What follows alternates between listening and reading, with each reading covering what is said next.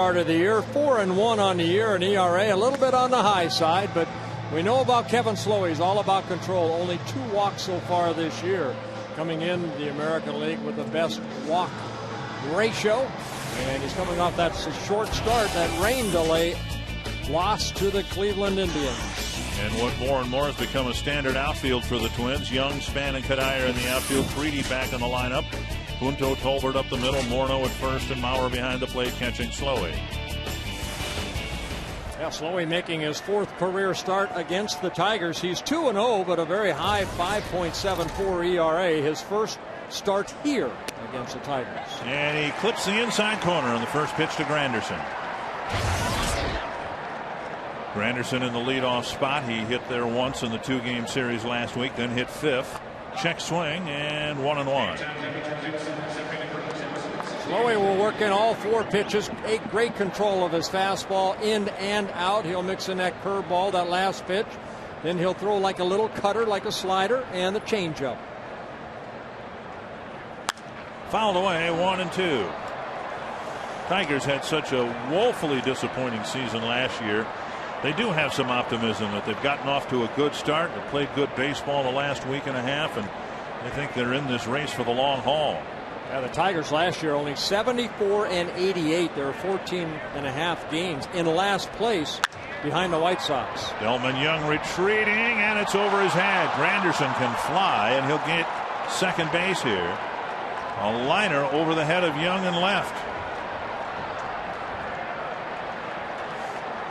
A lot of times that ball will get lost in the lights right there. Delman Young not playing real deep, but Granderson hitting it the other way. And the ball just shoots over the glove, the outstretched glove of Delman Young. So Granderson off with a leadoff double, his 3rd double of the year. It's those liners just like that get into the light very quickly. Granderson at second, nobody out, and Polanco the hitter. Polanco so good at hitting the ball to the opposite field.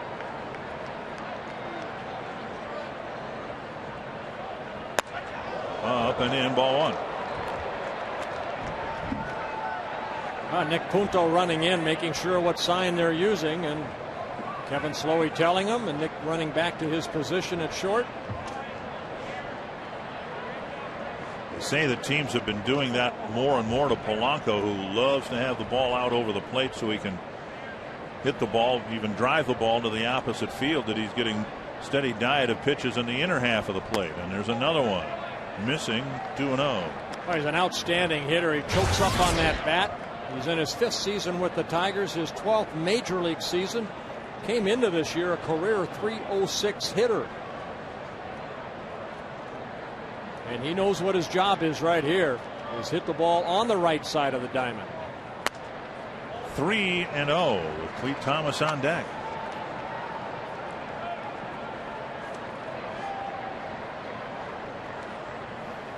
Slowey has not walked a batter since he faced the Angels here back on April 18th. 4 starts ago. Choking up a couple inches on the bat. And a 4-pitch walk puts Polanco aboard.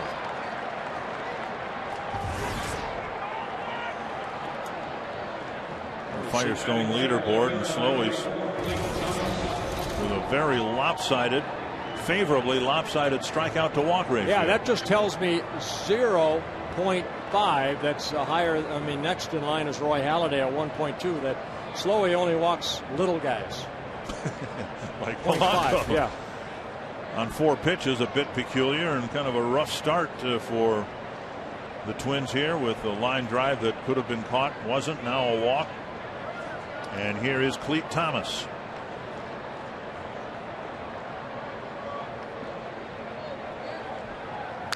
Swing and a foul, 1 strike.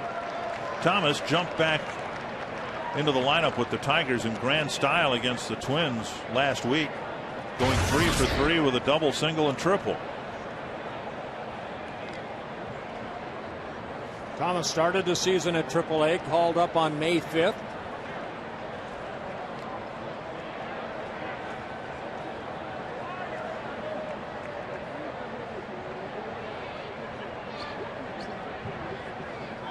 Since going 3 for 3 to start his season, he's gone just 3 for 15, and he takes a close pitch there to even the count. It's a different lineup when you take the likes of Ordonez out of the middle of it and drop him down to 6th. You've got younger players like Thomas and Larish hitting where we've seen Guillen and Ordonez. Missing inside. Kevin Slowey so far with 11 pitches and just 4 strikes. Ed Rapriano is the home plate umpire. You want to see if he'll give you that inner side part of the plate. Again, Slowey, not a pitcher that can work down the middle of the plate. He's not a ground ball pitcher. He's a fly ball pitcher. Only 2 double plays turned behind him so far this year. 2-2. And I think Twins fans might be a little surprised to see Slowey with the number of strikeouts that he has. He, by all accounts, or appearances, would be a pitcher who does well pitching to contact, but he's also got 25 strikeouts. Yeah, with his control, and then sometimes he'll go up the ladder with that good fastball. Maybe this is a situation here. He'll try to get the strikeout. Fouled away. Still 2-2.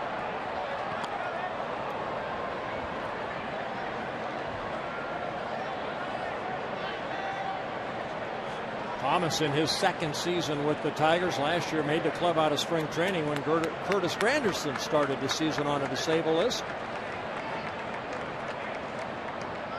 Slowly trying to get the first out of the inning here. Just got a piece of it. Fouled it off the end of the bat.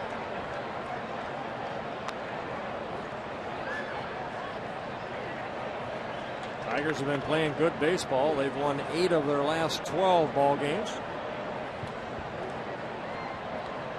And with the inclusion of guys like Thomas and Larish and some young pitchers, it's fair to say, too, I think the Tigers in a stage of transition.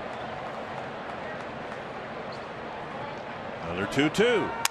Snapped bat, and that'll land between Joe Crede and Joe Mauer. That's that little cutter, the little slider that got in on Thomas. Well, that's a sickening sound, isn't it? Beautiful sound. Now he just make him hit it on the ground. Slowey, 25 years old. He's in his 3rd season with the Twins. 12-game winner last year.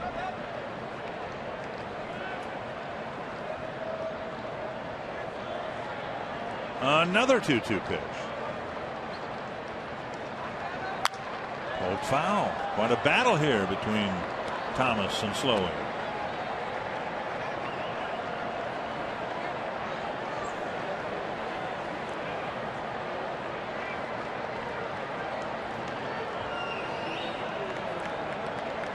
Four 2-strike fouls for Thomas. And Slowey will try it again. Tapper to short. Could be a perfect double play ball. So not only does Slowey win the battle, he gets 2 outs and 1 pitch.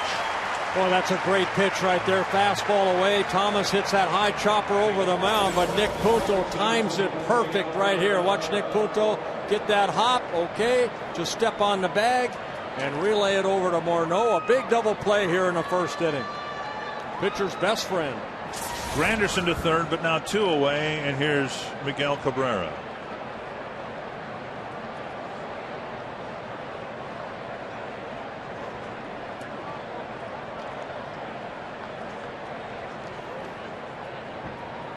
High fly to right field. It's in the air. Going back is Kadire, and he makes the catch right on the edge of the track. So Slowey perseveres and pitches a scoreless 1st.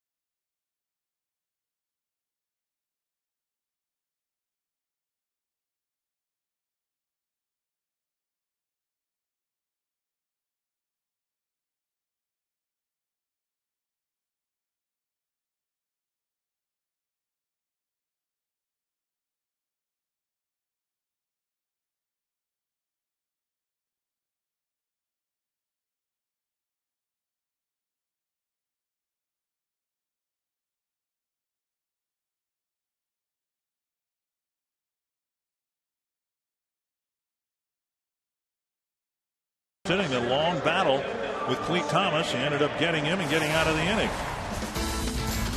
And now the Twins batting order brought to you by Menards. Denard and Span leading off. Matt Tolbert, then Joe Mauer, Justin Morneau, Jason Kubel, Michael Cuddyer, Joe Crede, Delman Young, and Nick Punto. And starting for the Detroit Tigers, Armando Galarraga making his 7th start like Slowey. 4 of his 7 losses last year coming against the Twins, where he was 13-7. And when he is on, he's got a good moving fastball and a very nasty slider. And he drives a fastball over the knees to Span. Strike 1. Span, Tolbert, and Mauer. And now outside, 1-1.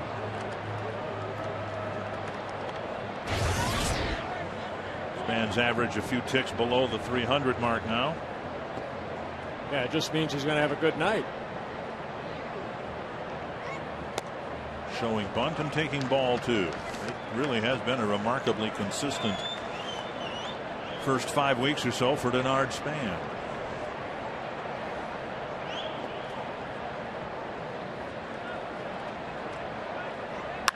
Driven to right.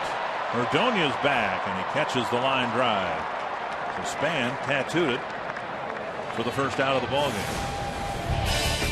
Oakland 4 defense for the Tigers. Ordonez in right field. Granderson very good in center. Clete Thomas in left.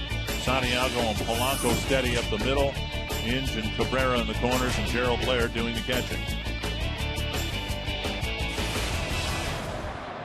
Galarraga gives up a line drive out off the bat of Span. Here's Matt Tolbert. That's up the middle and into center field. So Tolbert jumps on the first pitch and gets the Twins' first hit.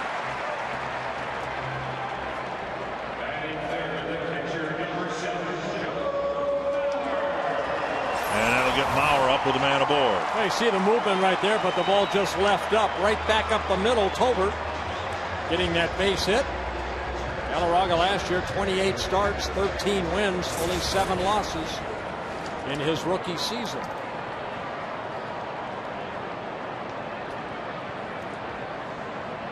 And Mauer's batting average a few ticks below the 500 mark. Picks up and away, ball 1.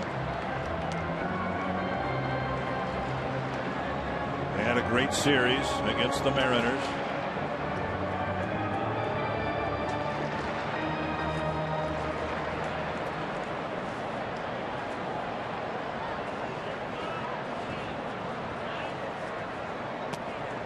And he takes inside 2-0. Yeah, changeup right there. Galarraga, the opponent's hitting 248 off of him coming into this ballgame. He's allowed 4 home runs. Right-handers hitting 286. Excuse me, left-handers hitting 286. Right-handers hitting only 214. Mauer 4 for 12 lifetime against Galarraga. Lifted to left. Thomas back. That ball's at the fence and makes a great catch. He took a home run away from Joe Mauer. Thomas looks over to Curtis Granderson and says, I can do that too. He timed his leap perfectly. We've seen Joe Mauer's 3 previous home runs all go to left field. He takes that fastball the other way. Thomas gets back quickly and gets to the wall and then leaps right there and brings it back. Good concentration, good timing on the leap, and he steals a home run away from Joe Mauer. And he played that like somebody who's played 100 games in left field here. Morneau takes outside. He knows exactly where he's at, keeps his eye on the ball, which you have to do here in Minnesota in this Teflon baggy roof. They made a great catch. 1-0 to Morneau. And now inside, and Galarraga falls behind Morneau 2-0.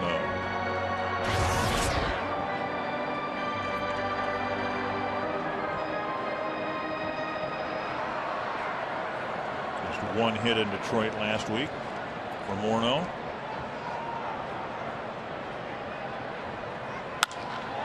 to center and hit well, but Granderson retreats near the warning track and makes the catch. So Mauer and Morneau just missed going back to back again. We got no score after an inning.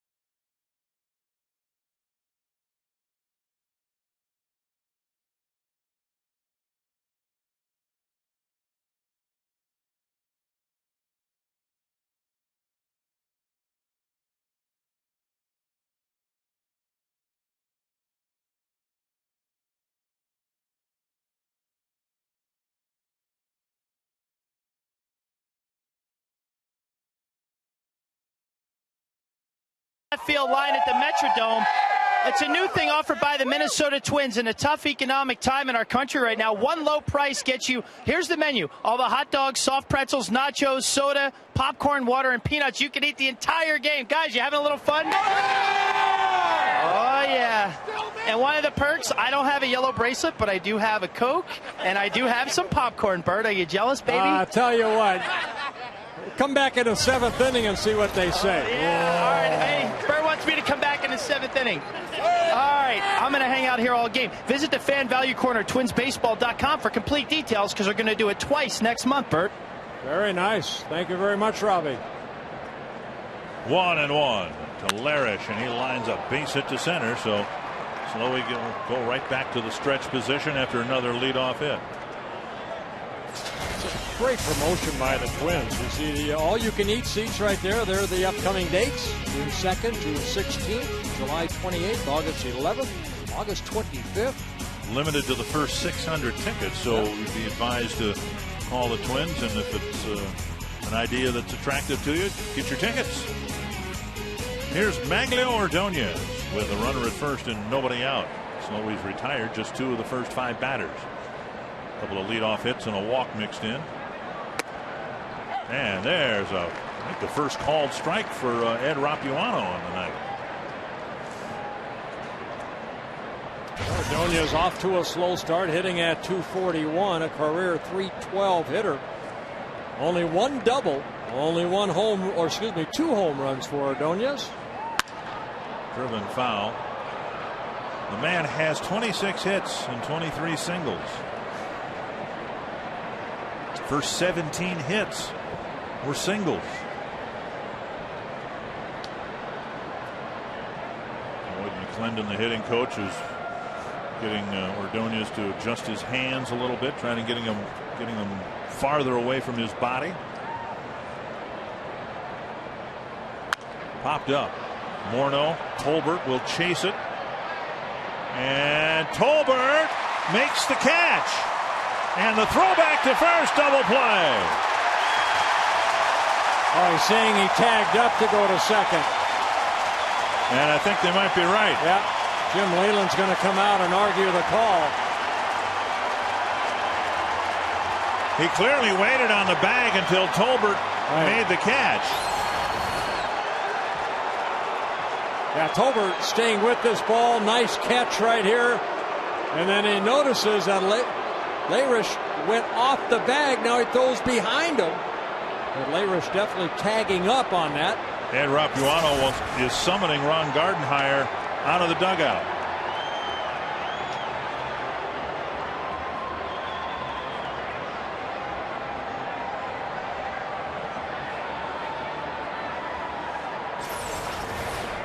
And Red Rapuano tapping himself on the chest as if to say, that's my bad. And he came out as a courtesy to explain it to Ron Gardenhire. And I think justice has prevailed. Yeah, here. and that's all you want. You want the right call made. And the umpires, I know, made the right call. Andy Van Slyke right there. There's Jim Leland. Van Slyke, the first base coach. A very good catch and play by Matt Tolbert with his back to first base, is able to make the catch. So that's the first out of the inning, and that'll bring up Brandon Inge.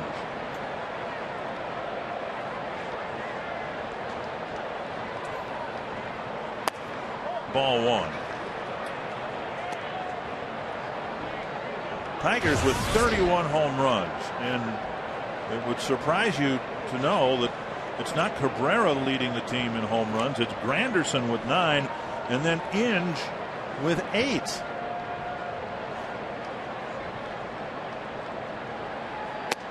That's over for a strike. So let's see, Minnesota high school math. That's 24 of their 31 home runs coming from those 3 players.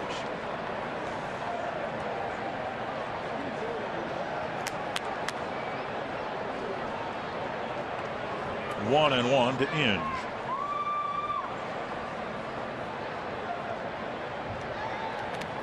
That gets away from Mauer and rolls up the third baseline. And a pitch in the dirt and a probable wild pitch, allowing Layrish to go to second. Yeah, breaking ball right there. Joe trying to just knock it down. Trying to backhand it right there. So Slowey charged with a wild pitch, his second wild pitch of the year. 2-1 the count to Inge.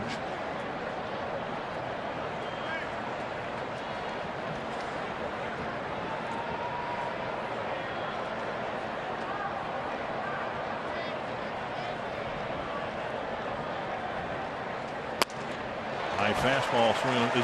Is that the pitch you were talking about in the first inning, going up the ladder? Yeah, a lot of times he'll go that way. He has such good control down in the strike zone, and he'll go up the ladder with that fastball.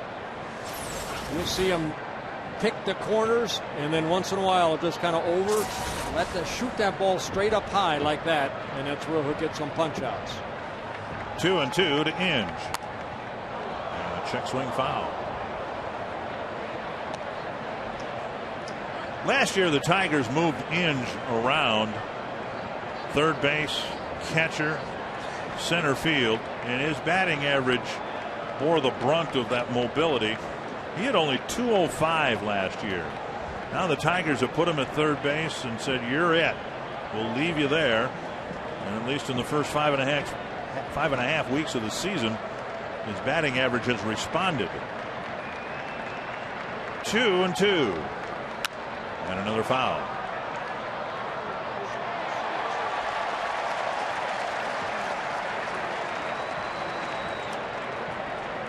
Inge in his 9th season with the Tigers. You go through different stances, and I think I mentioned this in Detroit, that the barrel of his bat is actually pointing out toward the pitcher, almost a little bit a smaller version of Julio Franco. Julio Franco used to do that.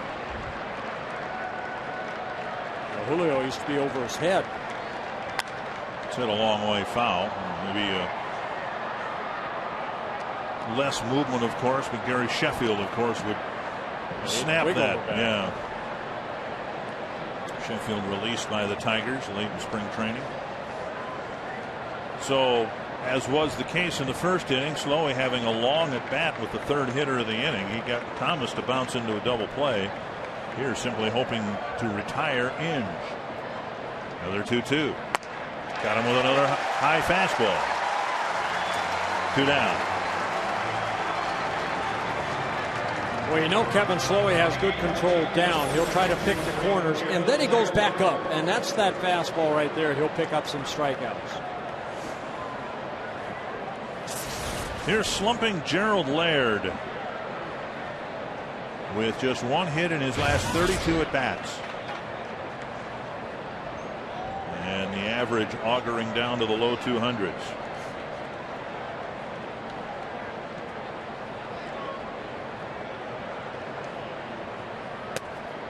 And he takes one down the middle of strike.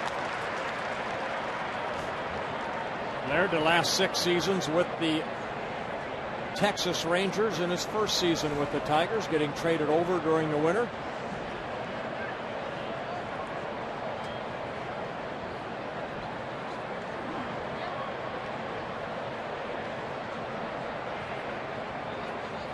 Foul back, 2 strikes. Laird, as deficient as his batting average is right now, still remains a very strong defensive catcher and throwing out runners. Coming into this season, his 7th season at the major league level, a career .255 hitter.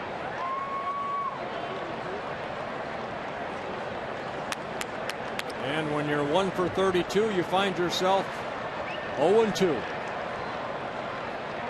2 strikes to Laird. Half swing, got him. So Slowey, after pitching around a leadoff double in the first, pitches around a leadoff single in the second.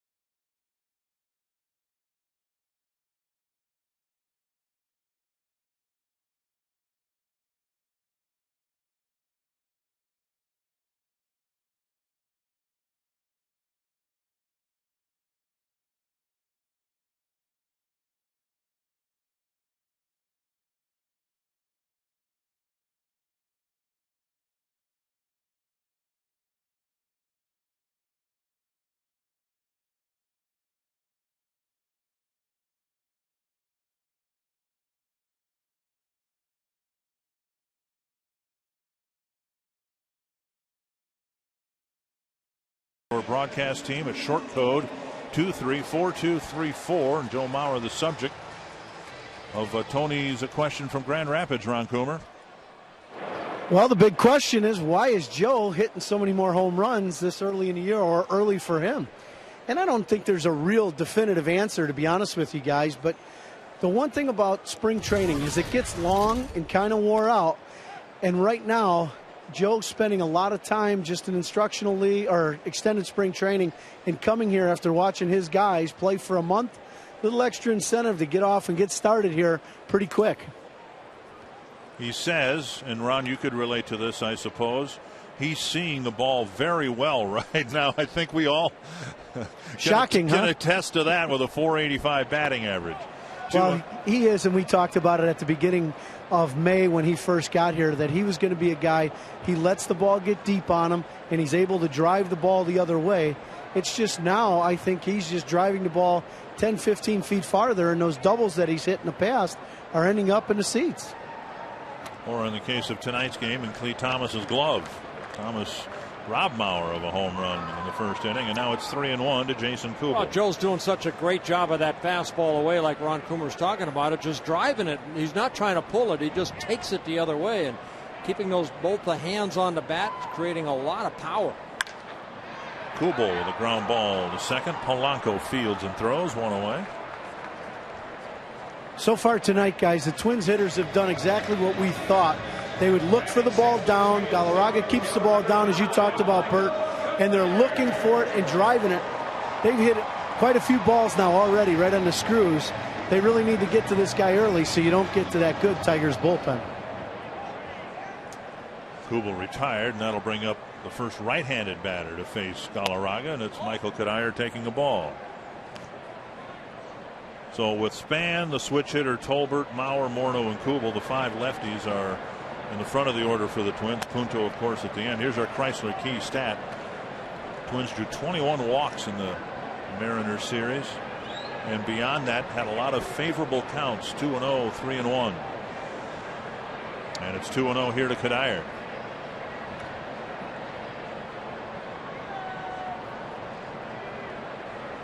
And 3-0. Galarraga coming into this ballgame in his first 6 starts, worked 35 1/3 innings. He had 16 walks with 29 strikeouts. Taking all the way, 3-1.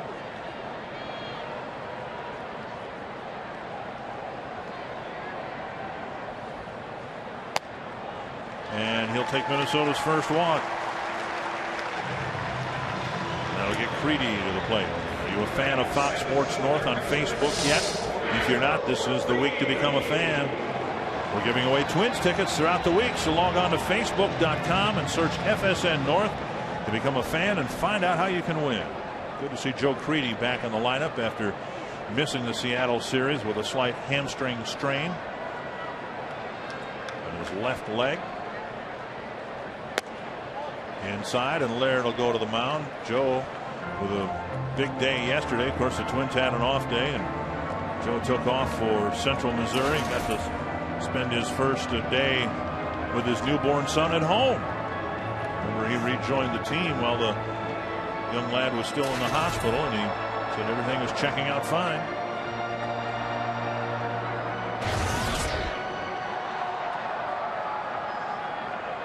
One and 0 to the Twins' third baseman. Chopper foul. 1-1.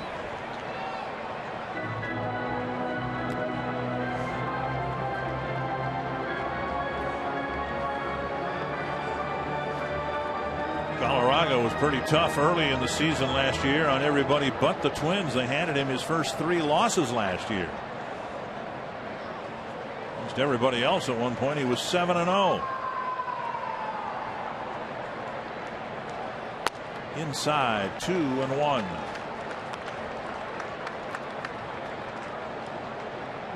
Came to the Tigers in a virtually invisible trade with the Texas Rangers. The Tigers gave up somebody they signed out of a tryout camp.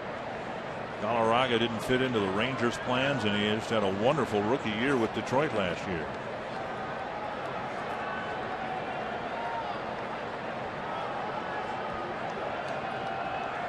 Two and 1 to Crede. High and deep to left. Thomas won't get this one.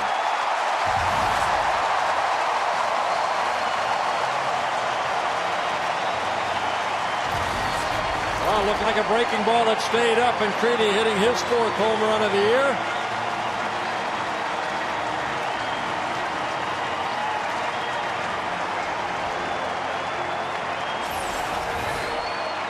Take a look at the pitch. A little slider that stayed about belt high. Good extension by Crede. And the Twins take a 2-0 lead. And now Delman Young. And Young swings through a breaking ball. 1 strike. Crede got a breaking ball up and whacked it. Galarraga has delivered 2 down and away, and Young has swung and missed both times.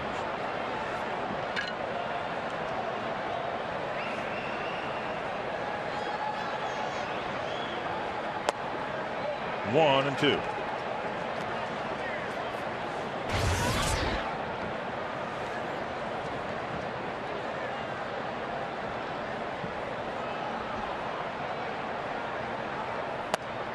Fastball just off the plate. Young, of course, having the type of year we spoke of regarding Ordonez. A lot of hits, or high percentage of hits being singles. Delman Young with just 1 double, 1 home run, and that one squirted off the end of the bat. Polanco flips, 2 down. Hey, Ron Coomer, that breaking ball right there, you probably wanted to hit that, didn't you?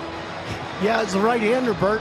when a good right-handed pitcher with a good sinker and good slider leaves one up about the belt, I might still have a chance at least putting it in play. You know, that's the big difference between the righties and lefties. The righties are going to need him to elevate the ball and hang it right about there, and the ball goes a long way. The lefties so far have done very well. When he throws that sinker down and in, they're going to be able to handle that pitch down and in pretty well. Crede didn't miss that one. Punto takes ball 1. Well, and that's the thing right there. I mean, when you get a pitch like that, if you're a hitter and he hangs that slider, you don't want to miss it. You don't want to pop it up, and Joe Crede did not. 1-1. That's been the thing so far this season. Joe has missed some pitches that you see him stepping out of the box, shaking his head, that he's missed a few that he would usually hit. That one there hung right there. He looks like even in BP, he's swinging the bat really well. Ron Gardenhire, speaking of Crede this afternoon, said he's just now starting to swing the bat the way that he did for so many years against the Twins. You know, guys, the other thing about playing in the Metrodome, when you first come here to play as a home player, the hitting background here is very different. And sometimes it takes some guys a while to figure out the hitting background. And that could be the case with Joe Crede. Because of the seats out in center field? Correct. You don't have the tarp? We don't have a tarp, and if you look, if we can get a camera shot, there is some glare that comes off of the center field bleachers. When you're a right-handed hitter, you kind of get into that change where the elevation changes and the direction changes of the bleachers, and sometimes you can lose the ball in those. I know every time I came home as a home player the first day in, I took extra BP just to get my eyes accustomed to our hitting background again. Well, Joe Crede hit .273 against the Twins, but just .219 here when he was with the White Sox. So yeah, a valid point. He's getting used to his new surroundings. That's just off the outside corner to Punto. And in talking with Joe as early as spring training, he said, you know, I've never really hit the ball well in the Metrodome. Maybe what Ron is saying is very true. He's just getting used to his new set of surroundings. 2-2 to Punto. And another foul.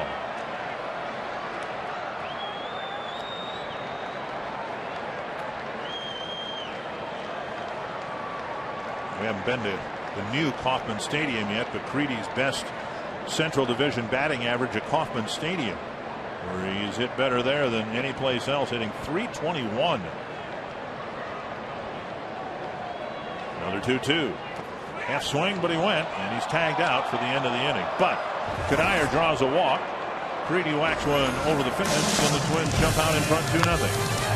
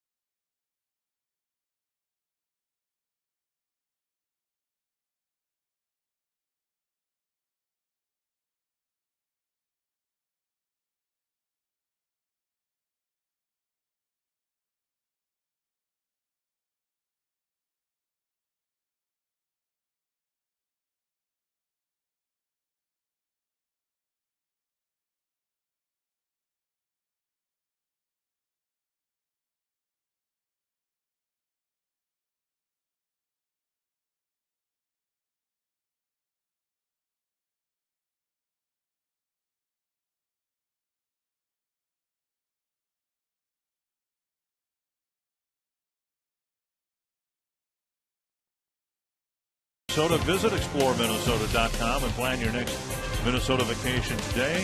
Kayaking in front of the Split Rock Lighthouse on the north shore of Lake Superior. One of the more scenic spots in this great state of Minnesota. Ramon Santiago leading off the third, taking strike one. And now a ball, 1-1. Tigers a year ago had Edgar Renteria at short. They bought him out. Santiago playing at short now for the Tigers. 2-1. Yeah, he and Adam Everett, yeah. Everett has played in 20 ball games, where Santiago has played in now 15. And that's pulled through the hole to right. If you missed it in tonight's pregame show, battle lines were drawn between Bert Blyleven and Tigers analyst Rod Allen. 44 pitchers make this year $10 million or more. 47 everyday players make $10 million. So where's all the money going? Into starting pitching. That's why you win World Series. You win divisions because of good starting pitching. Yeah, you need the offense, but it's a pitcher that has to pitch a shutout. Well, now what about fair play here? We didn't get to hear Rod's response to that. What was his position? He didn't have one. He didn't have one. He agreed with you. Yeah, he agreed. Text either Bert to short code 634234, and we want Bert to win the debate. You get like a big belt, like a heavyweight championship bout. I mean, we argued about the 87, or not argued. We discussed the 87, 84 World Series teams. I mean, the Tigers won 104 games that year. They had an awesome ball club, but they were supposed to win. 87, we weren't supposed to win. That was my point. We were a Cinderella team. 1-1 to Granderson. Hit the line drive over the head of Young his first time. And how do you debate between Justin Morneau and Miguel Cabrera? Both of them are great players. You build clubs around them. Both young. Cabrera 26, Morneau 27. Well, we'll have a birthday tomorrow. Justin will. 2-1 to Granderson. High pop up left side. Punto with the catch, out number one. Well, if you want to see the entire segment, go to facebook.com and search FSN North. Well, I'm with you. I agree with you. I always agree with you. It's good. You can agree with Rod if you want. He made some good points. Not good enough. Here's Polanco. Slowey has given up 3 leadoff hits so far here tonight. Polanco, a lot like, former Twin Chuck Knobloch. He gets right on top of the plate. He dares you to go inside. See where he stands. By the time that those hands are almost over the plate in the inner half. Santiago with no steals in one try. The Tigers have 16 steals, but most of those, 10 of those, are by Anderson and Granderson.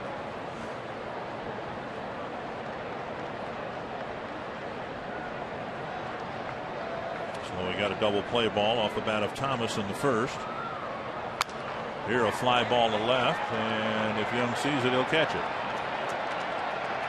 2 down. Here's Joe Nathan with details on Twins season ticket plans. Twins baseball is a great place to close the deal. As a form of business entertainment, it's always exciting and very affordable, especially in this economy. Call our ticket office today and let us help you close your next deal. Thanks for your support. There's Joe. He hopes to get a save situation or 2 or 3 once he wakes up. Here's Cleat Thomas. Outside a ball. Thomas had a long at bat with Slowey, and Slowey ended up getting him to chop the ball to Punto near the second base bag, and Punto turned it into a double play.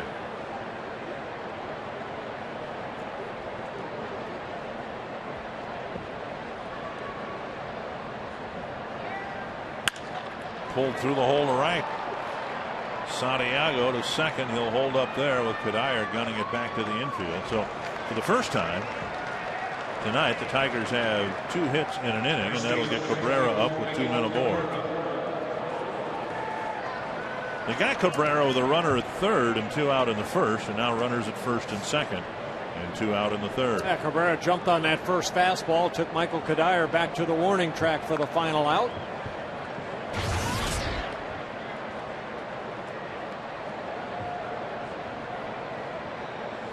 Seemed inevitable from the time they acquired Cabrera that he would play a different position.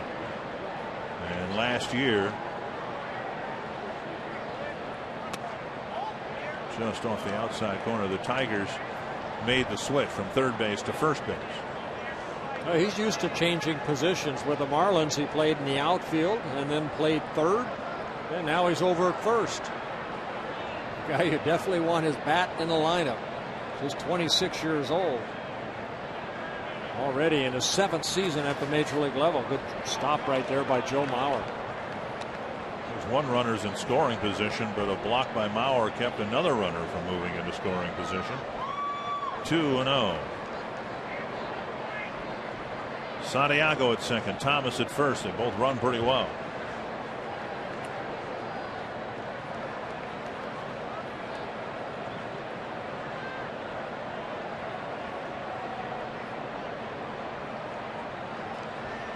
Long look in by Slowey, and Mauer will go to the mound.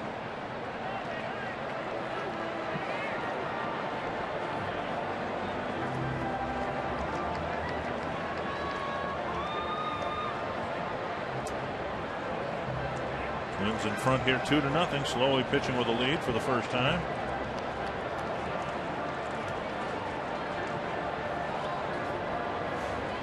Cabrera, not only a great hitter, is also a big RBI man. 127 RBIs last year for the Tigers, the most he's had in one season. But he's had 100 or more RBIs over the last 5 years. 2-0. Foul back up over our heads. Cabrera coming over with tomorrow night's starting pitcher Dontrell Willis from the Marlins. And the Tigers gave up a whole bench full of players, including Cameron Maybin, who the Florida Marlins finally sent down yesterday. Maybin considered to be a 5-tool prospect, but he's had a tough time putting it all together with the Marlins. Can't find his tools. 2-1 and lifted foul. Well, last 2 pitches, a changeup that he fouls straight back, and then the breaking ball right there, and the hand drop slipping off the bat of Cabrera.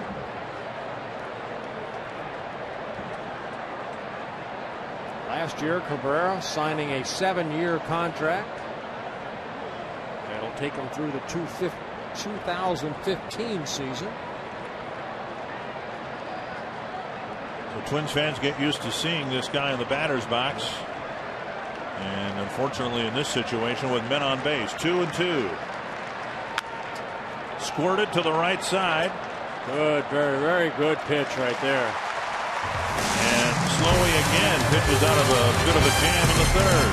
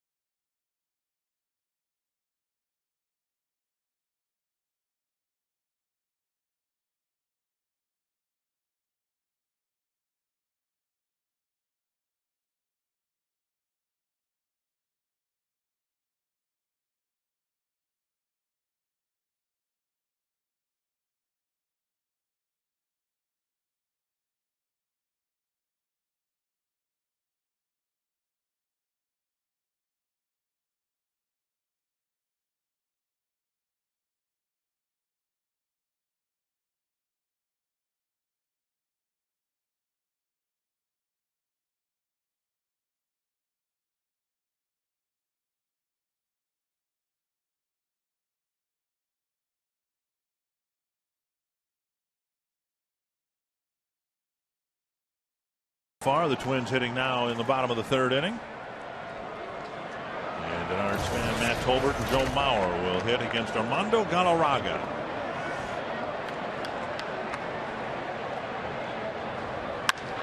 And Span, who hit the ball hard his first time up in the air to right field, grounds a sharp single to right to start the third inning. Ron Coomer, Galarraga facing a lot of left-handers in a row with Punto last inning, and now 5 straight lefties, perhaps all of them hitting here in the third. Well, Dick, you said it earlier that the left-handers have had some success than we did last year. The left-handed swing, they like the ball down notoriously, and the Twins hitters are going to attack. When they see the ball, that pitch in the middle, or they see the ball down and in, either sinker or slider, they're going to really go to attacking Galarraga. You know, you hit that ball that hard on the turf, it's bound to be a base hit. Twins hitters have done a good job, especially the left-handers, attacking Galarraga. Tolbert drops down a bunt, and Galarraga flings it to first. Sacrifice for Tolbert. And Span moves up to second base. Well, one thing we have seen from Matt Tolbert, he's able to put down that bunt when asked. Very good sacrifice bunt, moving Span over to second. And now a couple tough lefties coming up. And again, well, left-handers hitting 286, where right-handers are only hitting 214 off of Galarraga coming into this year. Mauer hit one over the fence, but not far enough. Cleve Thomas reached over the wall to turn a home run into an out. And Mauer now batting with Span at second and one away. Guys, it wouldn't surprise me if they really start pounding Joe in. They've had to have seen how he's been doing. When you throw him away, he's doing some damage. Well, the thing is, Ron, he's off the plate. He's not like Polanco that's right on top of the plate. So if you get it in there, you better make sure you get it in. He's got tremendous plate coverage from really in the middle part of that left-handed batter's box. Maybe as good a plate coverage as anybody in the league, Bert, right, that I've seen. Hit harder to left field. And Thomas can't catch that one. This man is remarkable. And the only thing that maybe sent that one over the wall, it was hit more on a line than the first one.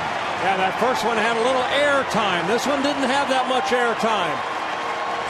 Fourth home run for Joe Mauer. All of them hit here at the Metrodome. And all of them shot the other way. Bert, Dick, that's a case right there where Galarraga wanted to get the ball in, left it out over the plate, paid the price. Now Morneau skies one to the infield. Inge calling everyone off, making the catch for out number 2. And Morneau quickly retired. Well, that's remarkable. If Thomas had had a split second more time to get back there, you could see with the low trajectory of that ball, he might have been able to take another one away from Mauer. I think that ball's a little bit deeper. That went into about the second row, where the first one just was going to clear the fence. But Thomas gave it a good effort again.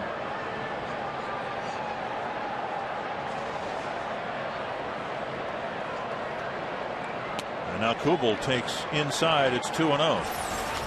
Well, again, here's the first inning right here. Thomas leaping and taking that home run away. And right here, Thomas, you see the ball I think that ball, it's more of a line drive type home run. Didn't allow Thomas to get back quick enough. And Kubel lashes one to right field.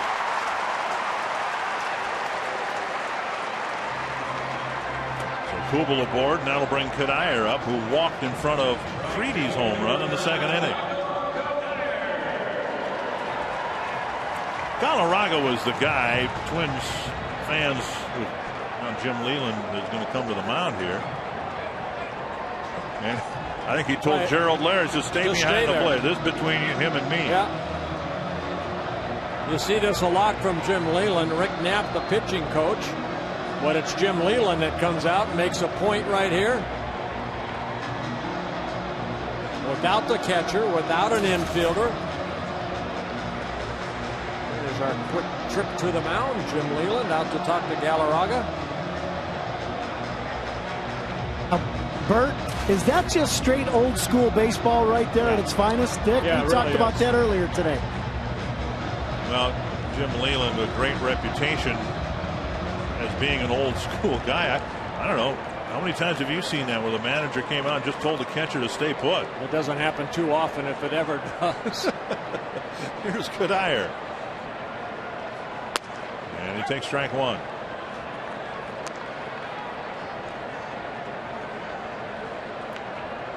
Leyland in his 4th season as manager of the Tigers, also managed with the Pirates, the Marlins, and the Colorado Rockies.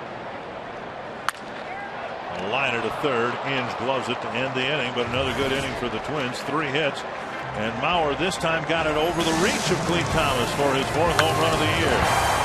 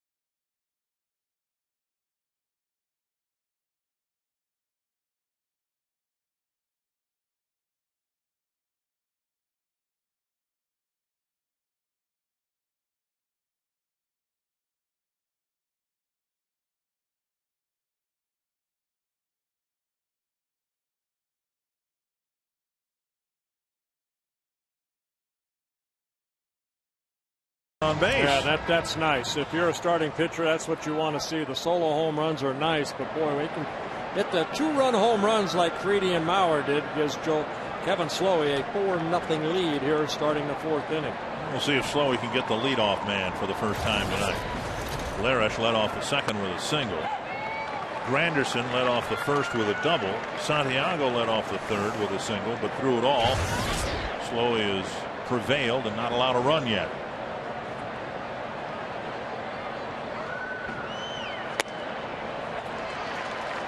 Quickly 0-2. Looked like a changeup inside and then a changeup away. Something Kevin Slowey worked on in spring training. Taking a little off that fastball.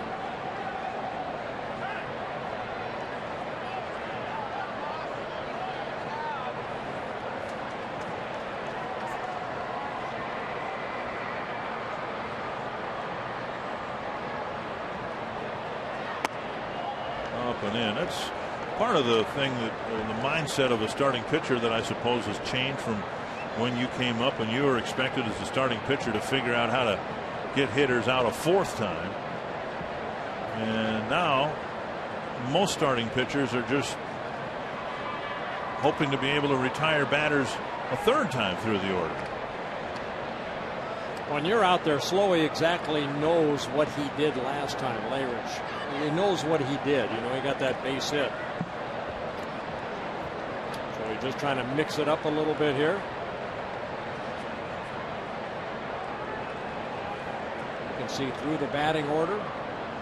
2nd time around, usually a little bit better. Larish with a big hefty swing and a foul.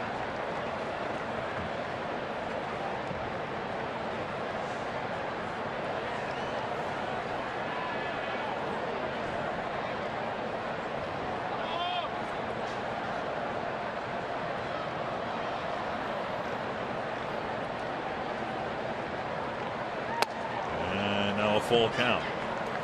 Slowey had him 0-2, and Larish has now run the count full. Larish getting the call up when Jose Guillen was put on a disabled list in early part of May. Second season with the Tigers.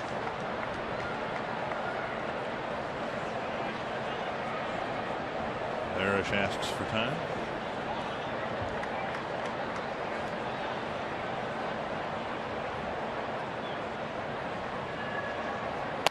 And he missed. Had him 0-2 and issued his second walk of the night.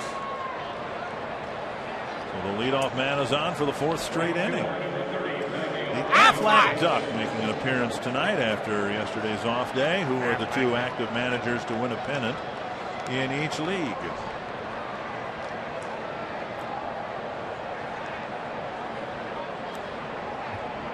Steve S. is watching. We can't.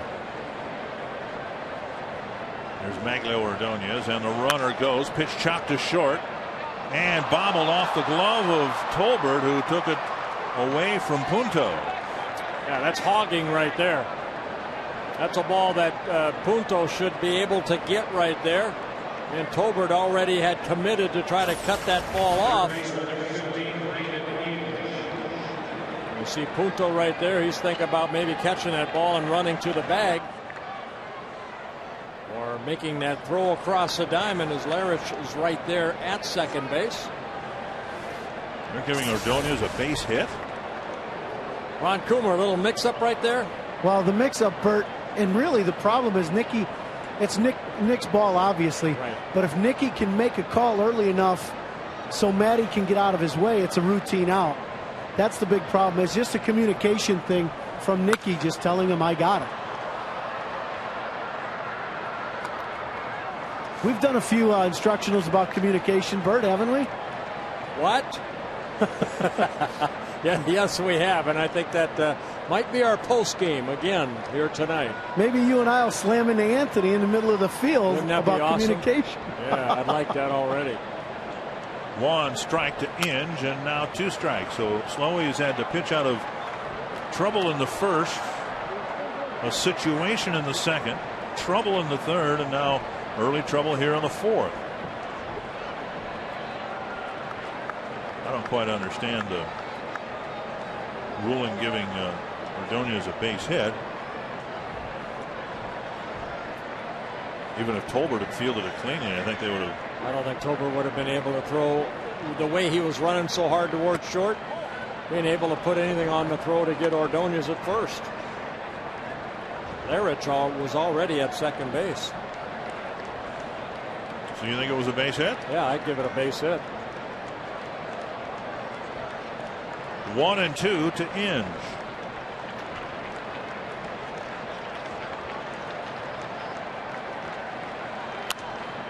And a half swing. Inge struck out, and a couple of times to get the strikeout, Slowey elevated his fastball and got swinging strikes. He could use a strikeout here with the Tigers taking a leadoff walk, and Slowey still shaking his head about that after getting ahead of him 0-2. And then the scratch single off the bat of Ordonez. 1-2.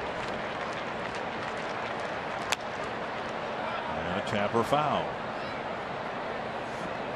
Well, in Inge's first at bat, he fouled off a lot of pitches, and finally Kevin Slowey struck him out. Lee Thomas had a long at bat against Kevin Slowey, making that pitch count get up to 64 pitches already here with nobody out in the fourth.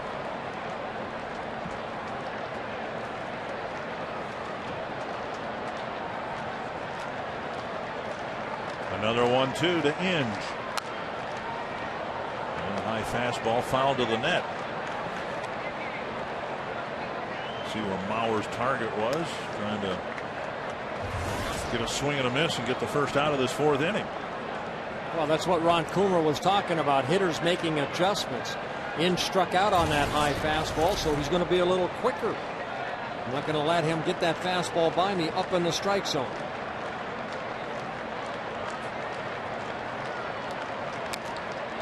And a tapper, and that got Rappuano behind the plate.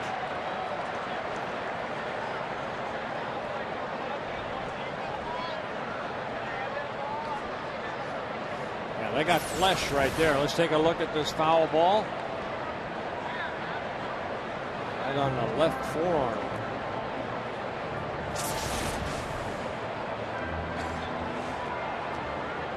And you see umpires, when catchers sometimes get hit, they'll take a little extra time. And Joe Mauer going out to talk to Kevin Slowey to give the home plate umpire a little extra time.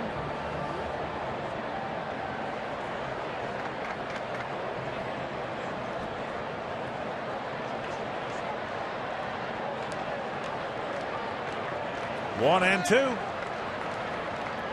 A long battle here between Slowey and Inge. Popped up right side. Morneau, Tolbert retreating.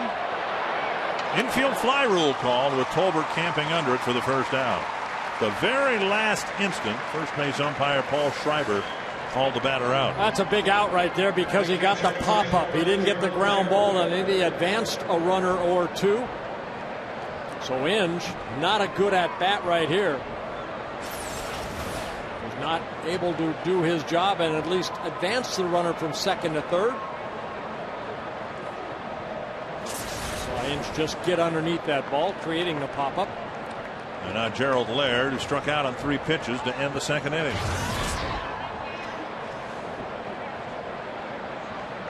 I'd like to get a ground ball off this guy right here.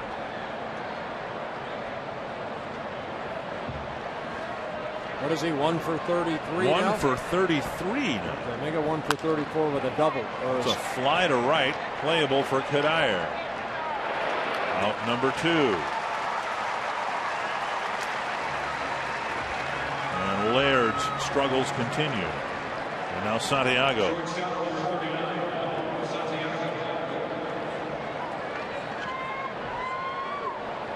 It hasn't been easy for Slowey, but if he can get Santiago, he'll have 4 shutout innings pitched.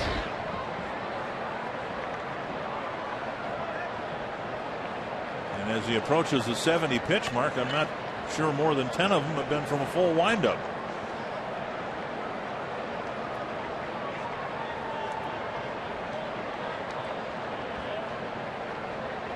Santiago takes a strike.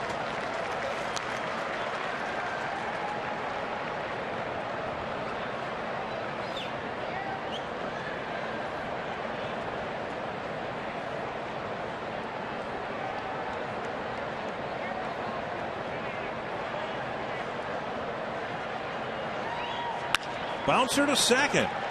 Slowey gutting it out through 4 shutout innings. The Twins still have that 4-0 lead.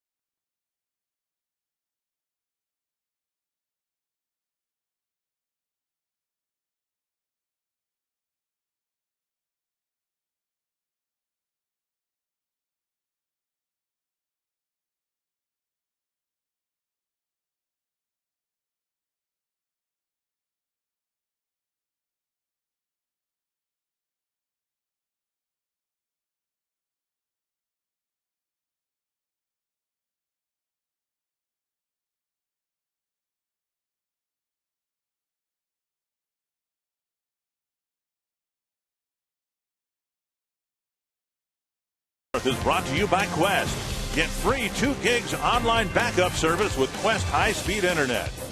By Grand Casino Mille Lacs and Grand Casino Hinckley. Expect grand. And by Chrysler. From power and efficiency to innovation and style, it's the way our vehicles come together that sets us apart. Chrysler. Pitching coach listening to the catcher and the starting pitcher. Crede hooking one foul. That's strike 2. It was Crede's home run to left with Crede aboard. It got the scoring started for the Twins. 0-2. And Crede gets a piece, tapping it foul.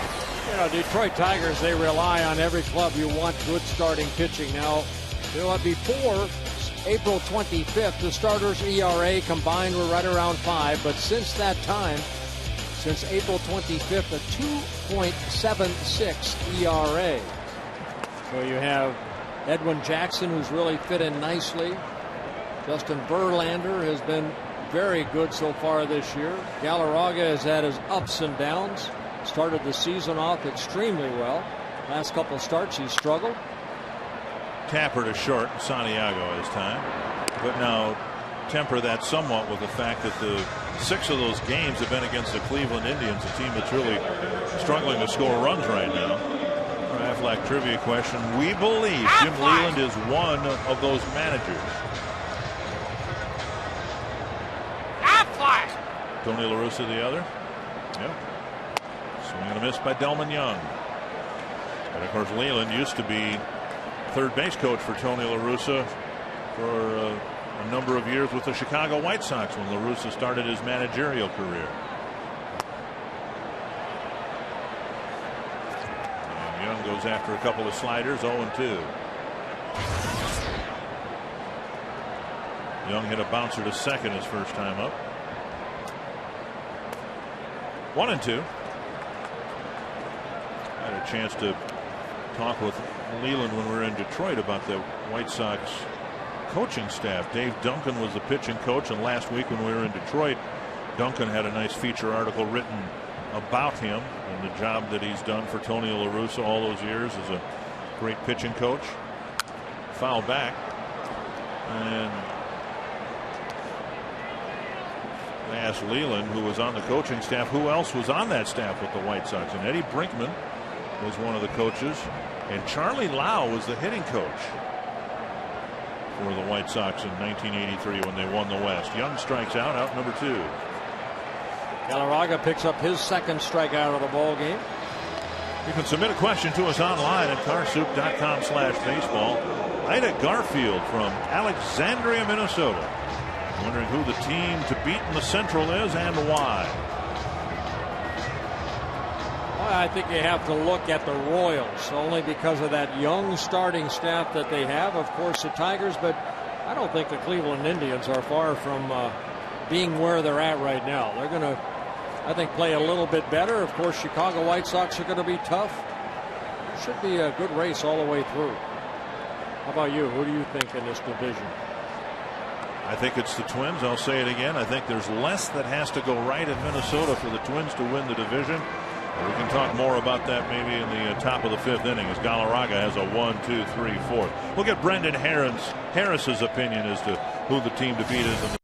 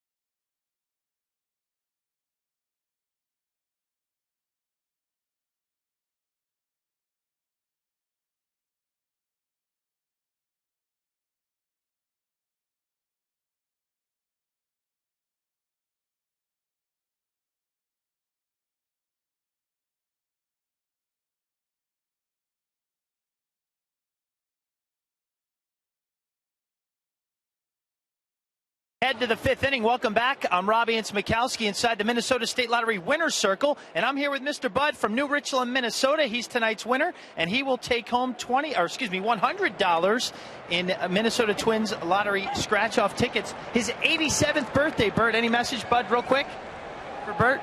Pardon? Well, Bert was saying happy birthday to you, and he just circled you. Any message for him, Mr. Bud? Oh, thank you. We watch him all the time on television. Watches you all the time on television, Bert. There you go. $100 for him. 87 years old. Almost your age, Bert. Very nice. Happy birthday. New Richland, about halfway between Albert Lee and Waseca, down in the southern part of the state.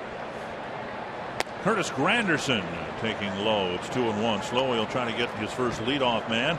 And we're happy to have Brendan Harris joining us from the dugout. Brendan, the Twins getting off to a good start. You contributed with a 3-run home run here earlier in this homestand. It's nice to see some home runs hit with men on base. Yeah, we actually had a meeting, just talked about it as far as just kind of playing small ball a little bit and moving runners and not waiting for a 3-run homer. And then that night I think we went out and hit 2 of them, and then we hit one the next night. So. But yeah, it's been just trying to be patient when we get runners on and make the most of those at bats. Brendan, this is your second season with the Twins. We've seen you play so many different positions. Do you use the same glove for all the positions? I do. I've talked to guys and picked some brains in the past about guys that move around and whether they use different gloves. There's a smaller one at second and a little bit bigger one at third. But just for me, I like having the same, in your glove, you have the pocket or the sweet spot in there. I like having the familiarity, the continuity, using the same one. So I don't like to switch. I just use the same one. Slowly getting his first leadoff batter. Granderson on a pop to short and getting ahead of Polanco quickly. 0-2. Brendan, you spent time with the Cubs, Montreal, the Reds, the Rays, and now your second year with Minnesota. Nice to feel comfortable in one place, doesn't it? It is. It's a lot more comforting and familiarity, just from everything from knowing a little bit more about the city and your route to the ballpark to your teammates, coaching staff, and you can kind of settle in and just play ball and not have to worry about a few little things here and there that just can kind of build and fester and take a little bit of your focus away from the field. Well, you're such a big asset to the ball club because a lot of people look every night. They say Crede at third, Punto at short, now it's Tolbert at second, but your role, you're going to fill all 3 of those spots sometimes at first base. Mm-hmm. You come to the ballpark expecting to play, and if you're not, then you have to just work extra hard, do you not? Right. Yeah, I have a couple different routines if I'm going to be in there, if I'm not going to be in there. And when I'm not, I try to take balls at one spot, right side of the infield, and one spot on the left side of the infield, just so I can see different angles. The ball coming at me, and pretty much be ready for anything, because then if you kind of prepare yourself accordingly, nothing's really going to surprise you, and you're not going to feel ambushed by any situation. 1 strike to Thomas. Anybody ambush you on the bench while you're just sitting there all by yourself? Not yet. You see, it's a good thing I'm not down there, because you'd have a pie in your face right now. Or some hot shoes or some hot feet. Not really. We got Redmond is obviously kind of the clubhouse, a little bit of joker, but as far as practical jokes about lighting anybody's shoes on fire, that might be a lost art that kind of died when you left, Bert. Well, we have noticed that you're doing this while the team is out on the field, so there are fewer players who might be able to conspire against you here in this situation. Yes, and I always have my head on a swivel, just so anything that would come at me. 2-1 to Thomas, and there's a strike. 2-2. And just the setup of this dugout, makes it hard to to crawl under and kind of really. You've got to be like a sniper. You might have to be in there for a couple innings before you get somebody in there, and that you can really get their shoes and light them pretty good. Hey, Brendan, we promised our viewers we'd get your thoughts about the American League Central and who the favorite should be in the division. I like us. I like I think the best starting pitching. I think over the long haul is going to be, have the inside track, and I like the 5 starters that we're running out there. So I think I'm going to go with us. And Kansas City's looking very tough, and then so are the Tigers. And there's a lot of parity through the whole division. But I like our pitching staff.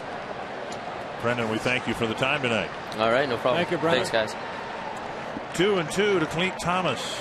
Runner on, one out, and Thomas fouls another one back. We were talking about the Royals, and granted they've gotten off to a good start. They're in a virtual tie with the Tigers, but now they're going to go without Joaquin Soria for a while. They put him on the disabled list with a bad shoulder. Right. White Sox juggling their rotation. They inserted Clayton Richard. He didn't last real long tonight against the Indians. And sending Jose Contreras down to the minor leagues. 2-2. And another foul. Slowy's thrown 84 pitches, and it seems like half of them have been to Clete Thomas. Yeah, he and Brandon Inge have taken all the pitches from Kevin Slowy. 3 games here between the Twins and the Tigers, and then the Twins go to New York, and we'll get a look at a Yankee team that is off to a very slow start. Roy Halladay beat them tonight, and within their division, within the very tough American League East, the Yankees are now 5-12. And we've talked about how important the divisional record is in the Central. It's equally important in the East. And the Yankees have had a tough time beating the Red Sox. Now they're getting the Blue Jays. The Rays have won some ball games against them. 2-2. That's punched down the line, and another foul ball. If the only team you're going to beat in your division is Baltimore, then you're probably not going to get to the playoffs. Yeah, but at least you'll get ahead of Baltimore in the standings.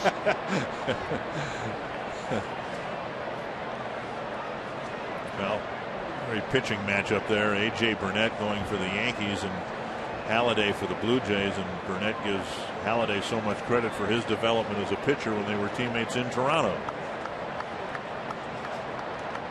Another 2-2 pitch coming to Clete Thomas with one on and one out.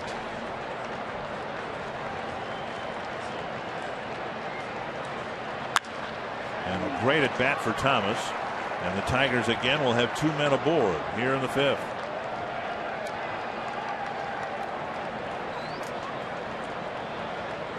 Slowy winning the first battle, the first extended battle between he and Thomas. Well, good hitting right there by Thomas, because he went away with that pitch. A pitch up in the strike zone. Didn't try to pull it. We see it from Joe Mauer at every at bat.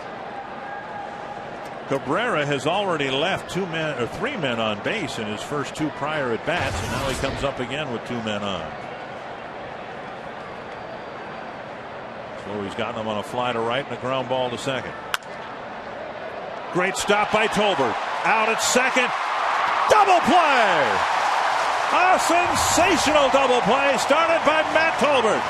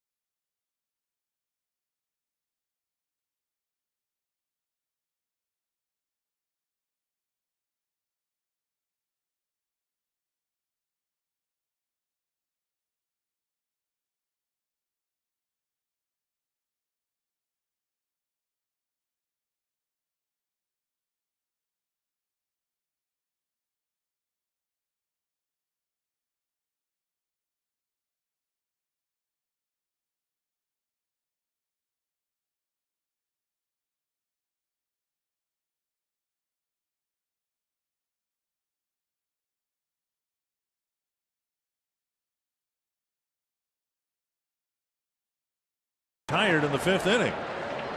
Bernard Span will lead off the 5th for the Twins. Span checks his swing and takes ball 1. Span lined out to Ordonez in the 1st and then grounded a sharp single to right, leading off the 3rd. 1-1.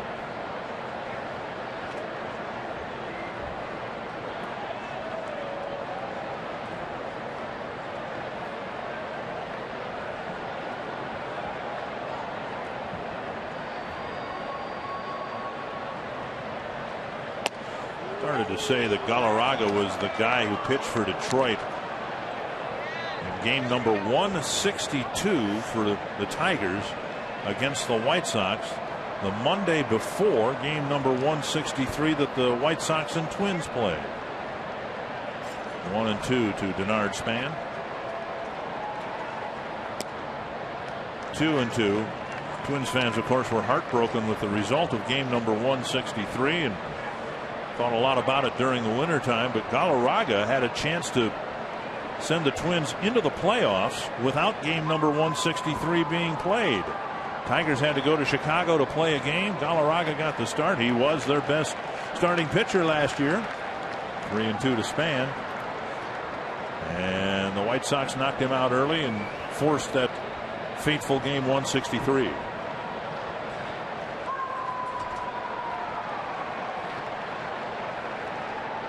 Full count to Bernard Span. And he fouls it to the net. Well, we mentioned before, Galarraga just in his 2nd season with the Tigers last year, 13 wins and 126 strikeouts. That was the most of any American League rookie pitcher last year.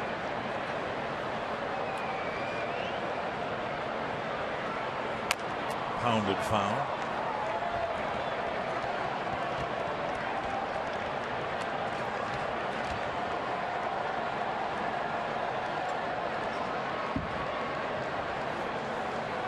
At 6'4", 180 from Venezuela, originally signed by the Expos back in 1998.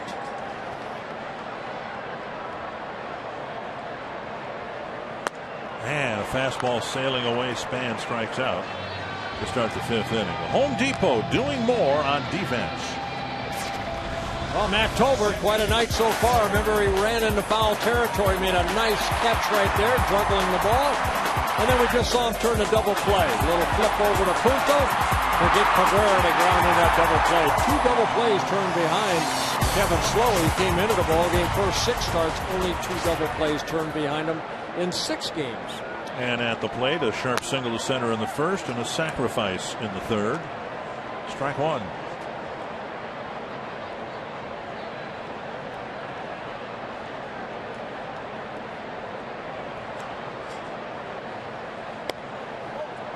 Tigers out hitting the Twins 7-5. But in some role reversing, the Twins have been the team hitting the home runs. Usually in the matchup with the Tigers, they hit the home runs and the Twins hit the singles. Not so tonight, at least so far. 2-1 to Tolbert. Mauer on deck. Mauer with a home run. Crede with the first home run for the Twins.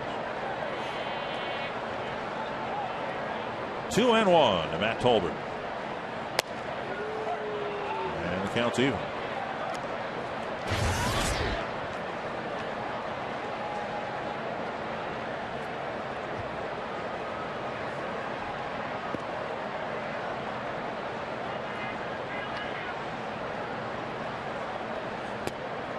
And Galarraga strikes out Tolbert. 2 down. Good hard breaking ball right there. Strikeout number 4 for Galarraga. And 6 in a row set down by Galarraga. Tomorrow, game 2, and a big start for the Tigers and a bigger start for Dontrell Willis, who will face Glenn Perkins. Dontrell Willis is trying to come back from that anxiety disorder. It'll be interesting to see him work here tomorrow night against Glenn Perkins. And Joe Mauer will hit. Had a home run taken away by Clete Thomas in the 1st. Then he hit one just over Thomas's glove for a home run in the 3rd. Hey, I don't know what Jim Leland told Galarraga, but since he's been out there, he's done a great job. Set down 6 in a row, struck out 3. 1 strike to Mauer, and now a ball. Now, see, if I'm Clete Thomas, I play a little bit deeper as he steps back 1 step. You think he's got an earpiece and he's listening to you? Do like my outfielders always did. Play on that warning track. 2-1. Joe Mauer always seems to get the count in his favor. Talk about Gerald Laird, who's 1 for 34 now. He always finds himself 0-2. Joe Mauer has such a good eye at the plate. Now let's see if they stay away or if they come back inside. Checked his swing, and it's 3-1. Tried to come in with that slider, and Joe held up, says Joe West, the third base umpire.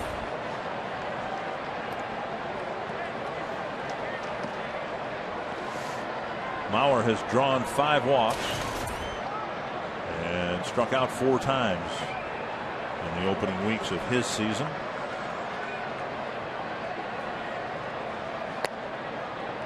And there's another walk with 2 outs in the 5th, and that'll get Morneau to the plate with a man aboard. And the second walk for Galarraga in the ball game.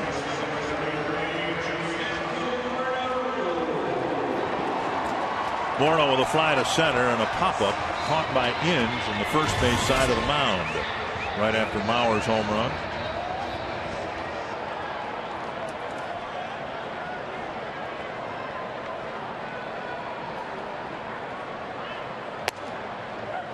Strike 1.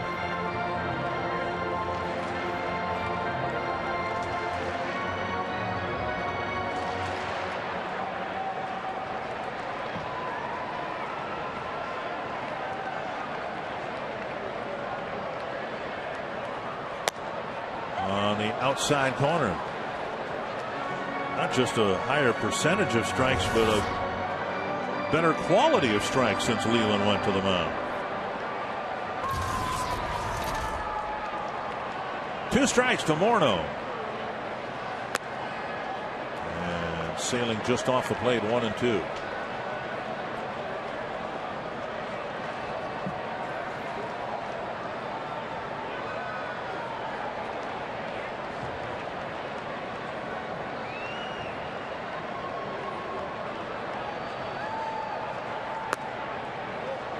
Two and 2. Galarraga coming from the Rangers. The Rangers leading the American League West right now, but they've traded away an awful lot of pitching over the years. Galarraga, Edinson Volquez going to the Reds.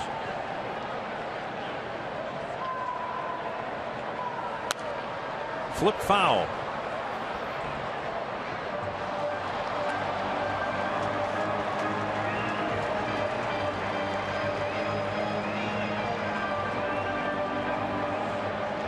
Twins haven't put a ball in play yet here in the 5th inning, with Span and Tolbert striking out and Mauer walking.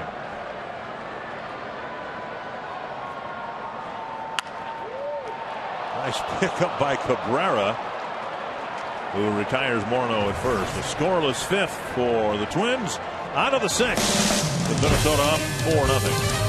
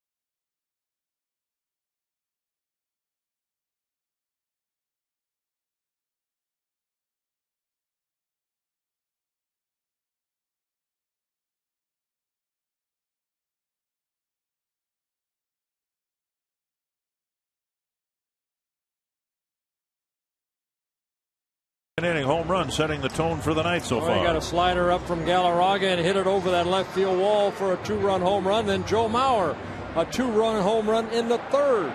Kevin Slowey has pitched himself out of trouble over the first 5 innings. He'd like to have maybe a 1-2-3 inning. Jeff Larish leading off the 6th. He led off the 2nd with a single. Led off the 4th with a walk, even though Slowey got ahead of him 0-2. Ball 1.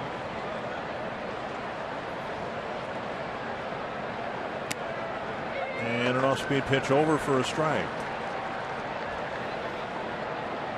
Slowey has given up the leadoff base runner in the first 4 innings, and then in the 5th he got the leadoff man, but the next 2 men singled.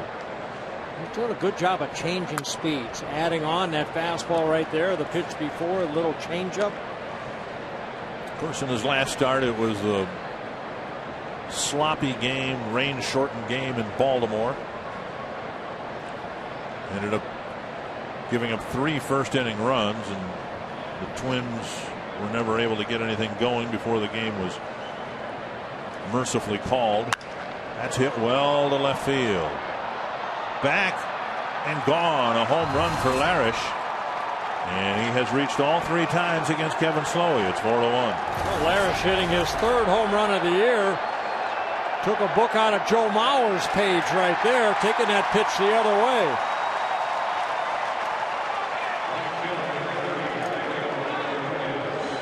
Larish last year appeared in 42 ball games for the Tigers, hit 2 home runs.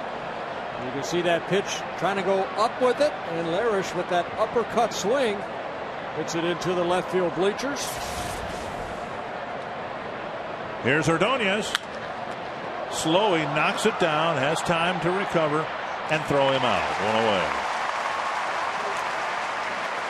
So a hard one-hopper back to the mound, and Slowey ends up getting Ordonez for the first out of the 6th. He did the right thing right there. The ball hit off his glove, then rolled down the mound behind it, and he barehanded it. Rather than trying to pick it up with your glove, that gives that runner maybe 1 extra step, and is able to get the out.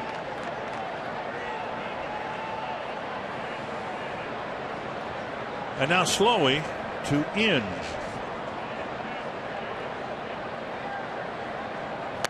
Swing and a miss, and Inge has come up in a couple of key spots early for the Tigers, and Slowey's gotten them each time. In the 2nd inning, with Larish at 2nd and 1 out, Inge struck out. There was no score in the game at that time. And the first 2 men reached in the 4th, and Inge, Laird, and Santiago were all retired by Slowey.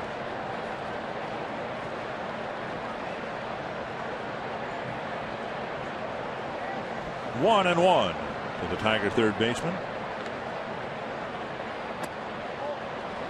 2 and 1.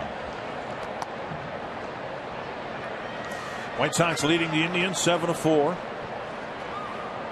That game in the bottom of the 7th at Progressive Field.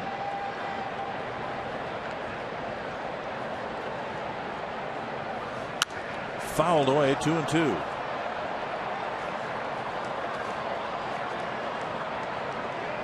This is the first time Inge has ever faced Kevin Slowey, and he hasn't figured him out yet.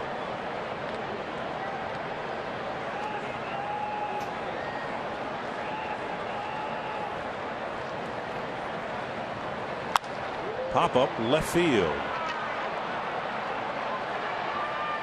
Delman Young with the catch, out number 2. It's click it or ticket time. You can text us a question or comment to our broadcast team at short code 234-234. And Russ from Elk River saying, wondering whether Justin Morneau will ever win a Gold Glove. I think he is. He is an outstanding first baseman. I think he's starting to get more and more recognition of his great defensive ability. Last year was Carlos Pena. The year before that, I think it was Kevin Youkilis at first base, wasn't it? Slowey makes the play, and Laird's struggles continue. The Tigers get a leadoff home run from Larish and cut into the Twins' lead.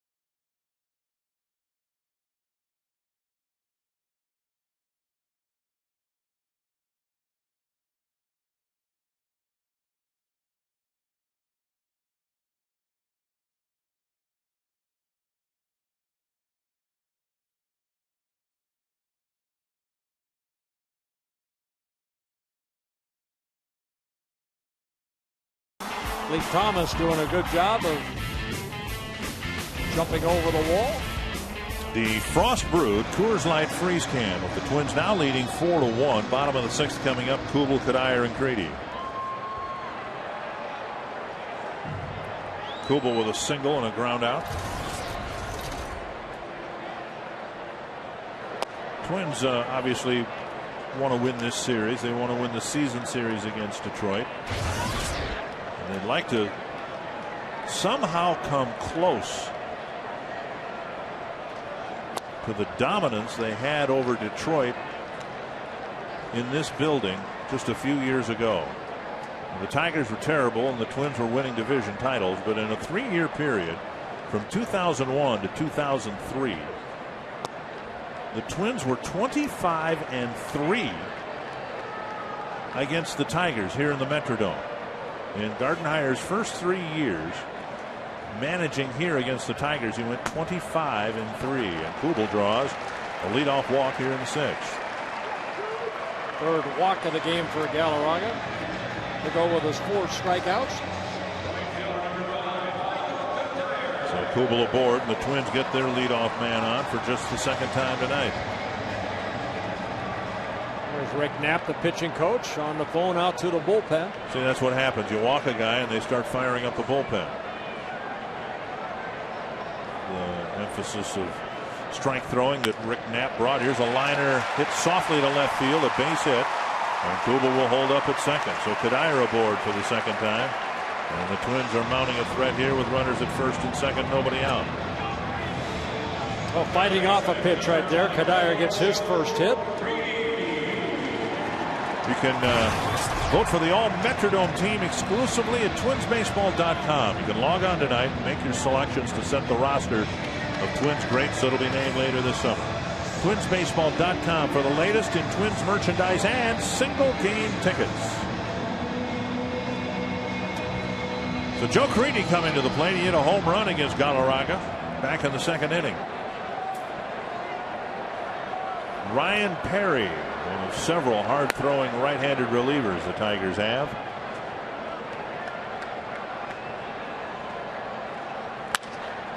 Oh, it hit the mound and it'll set up. Safe at first. Crede just barely beat the relay. And here comes Jim Leland to argue. The ball was hit sharply, but it hit the crown of the mound and almost helped the Tigers turn a double play. Well, good hustle right there by Joe Crede, staying out of the double play.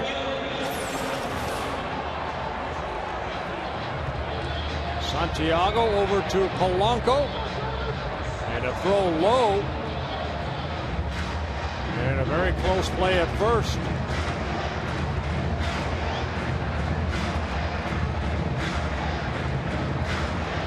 The Twins got a break. See if they can take advantage of it now with runners at 1st and 3rd.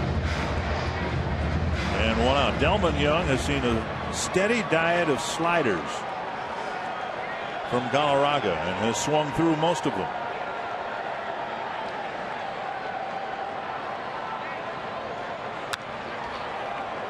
Well, he just got underneath that one. 1 strike.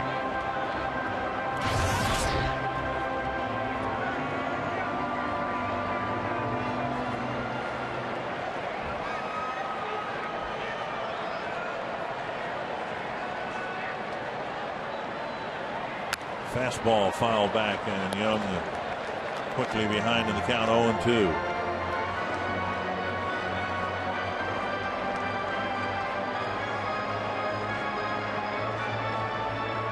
Twins really haven't had scoring threats. They got a 1-out walk in the 2nd, and then boom, Crede hit a homer. They got a leadoff single in the 3rd, and then 1 out later, Mauer hit his home run. This is the first real scoring threat that they've had, and Galarraga trying to pitch around it. Gerald Laird going out, letting his infielders know in case Joe Crede taking off for 2nd, what play is on.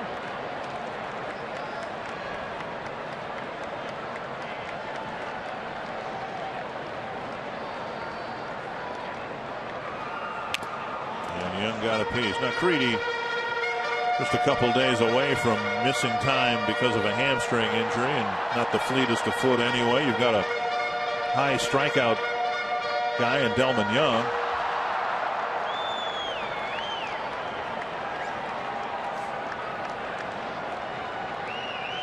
Galarraga again on 0-2. Bouncer to short. And this time Cabrera can't field it, and a run will score. The ball rolls into the dugout, and Young will go to second. It's the second double play that wasn't turned, and Kubel's able to come in from third. Well, both double plays. Polanco throwing the ball short to Cabrera at first. He is able to pick the first one when Joe Crede almost had grounded into the double play. Right here, Delman Young. It's maybe a tailor-made double play, but again, Polanco throwing that ball in front of Cabrera, and he can't pick that one. The ball getting away. Kubel scores, and an error will be charged to Polanco at second. Punto at the plate, taking ball one. So the Twins get the run back thanks to the leadoff walk.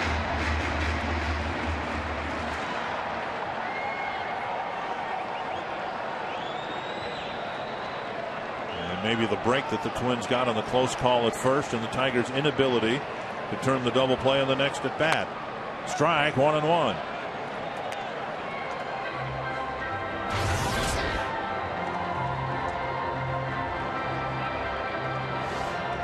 That error by Polanco, his first of the year. He's gone 60-some games without a error again after breaking Luis Castillo's record last year.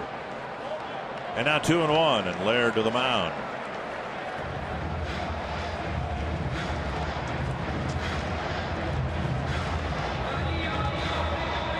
Polanco had not committed an error since August 15th, 2008. He had 61 errorless games in a row. And remember, a couple of years ago, he did not make an error at all. Yep, and he went a total of 186 games, which blew past Luis Castillo, who set the record when he was with the Twins. 2-1 to Punto. 3-1.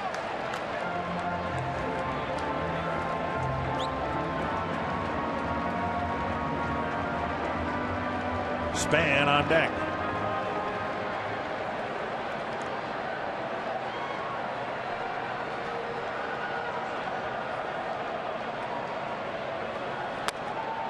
And a walk fills first base, and we'll see if that's the end of the night for Galarraga.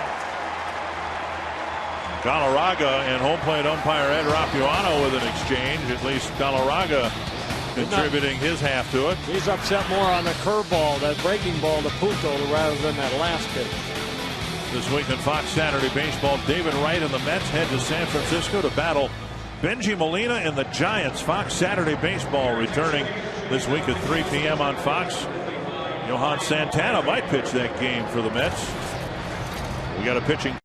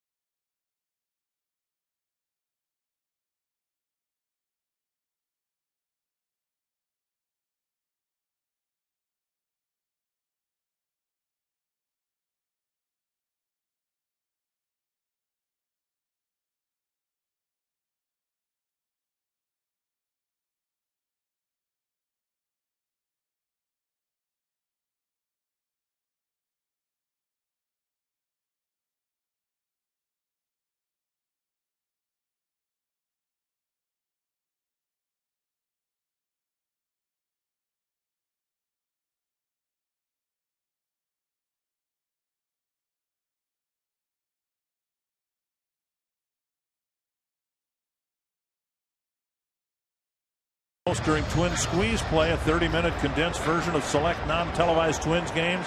Catch the action as the Twins take on the Tigers Thursday at 7 only on Fox Sports North. Bernard Span facing flamethrower Ryan Perry. Oh, Perry, #1 pick last year out of the University of Arizona.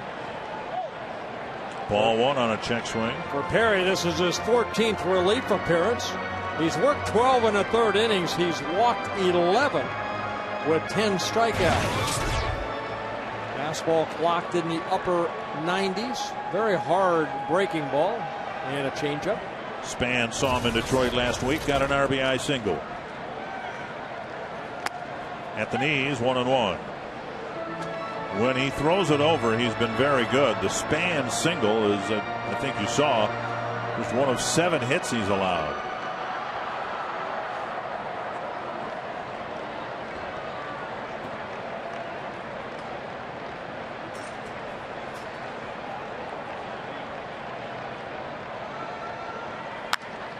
And now 1-2. Tigers are kind of force feeding a couple of their top young pitchers. Porcello out of the starting rotation and the Perry out of the bullpen.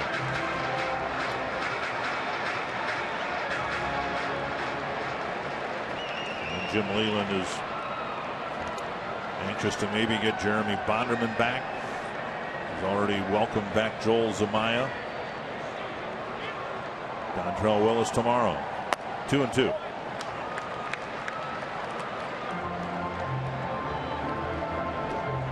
Slowey having a chat with Rick Anderson. It might be that Slowey's night is done.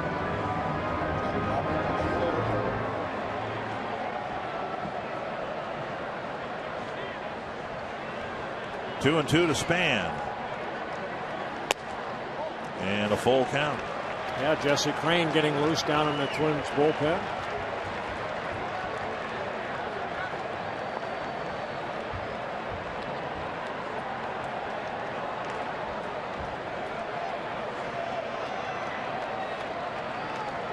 Two down, a full count. The runners will leave early.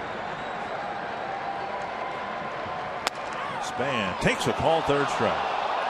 So Perry strikes out Span to end the inning, but the Twins get the run back in the bottom of the inning.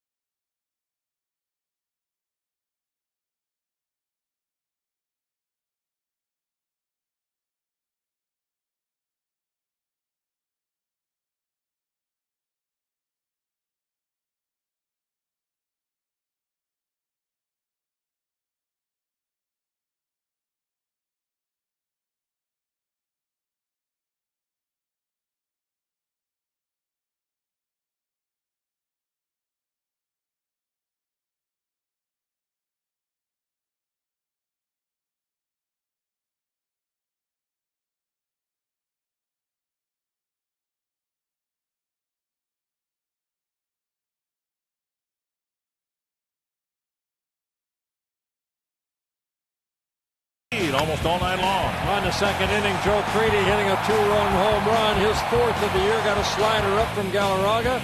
In the third inning, Joe Mauer taking a fastball the other way for a 2-run home run. And Kevin Slowey, 6 innings. A couple double plays turned behind him. This one very nicely done right there by Tolbert and Punto. So 6 innings for Slowey. Now the balance of the game to be pitched by the bullpen. Jesse Crane pitching to Ramon Santiago. Crane making his 11th appearance. Delivers strike one to Santiago, who'll be followed by Granderson and Polanco.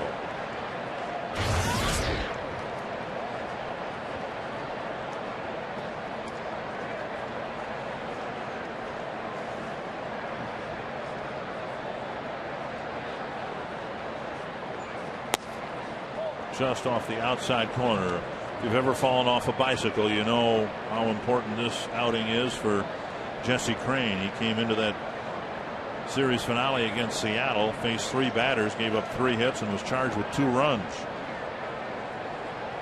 Ended up getting a loss in that ball game when the Twins lost to Seattle 5-3.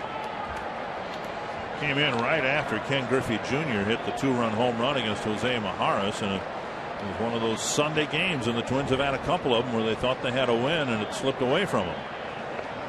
Now Majares is warming up behind Crane. 3-1.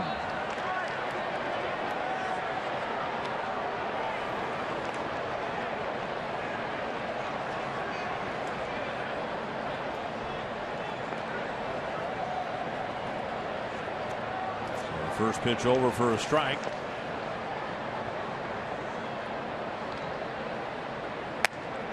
And now a full count.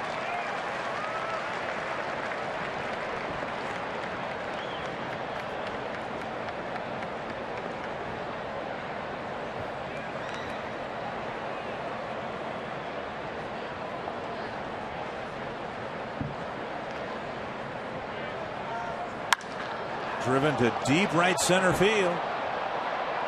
And Santiago hits a solo home run to start the 7th inning. Well, second home run of the year. He fell behind, came in with a fastball, 3-2. And Santiago sitting on it.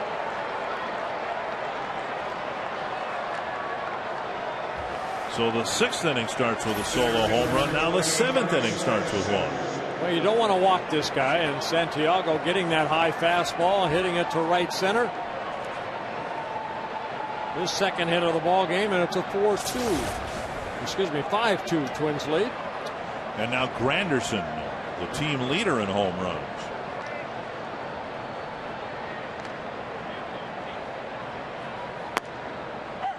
It's a fastball for strike one. That home run, the first home run that Jesse Crane has allowed this year.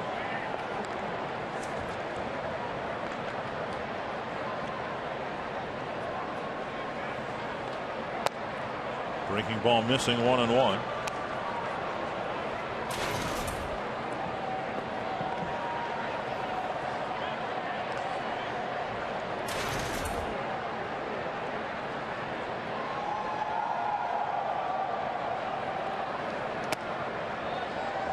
Crane falls behind Granderson, 2-1.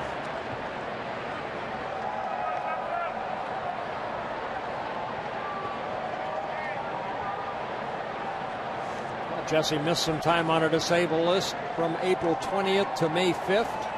This is his 4th relief appearance since being activated. He fell behind Santiago, 3-1. Filled the count. Gave up the home run. Now it's 3-1 to Granderson.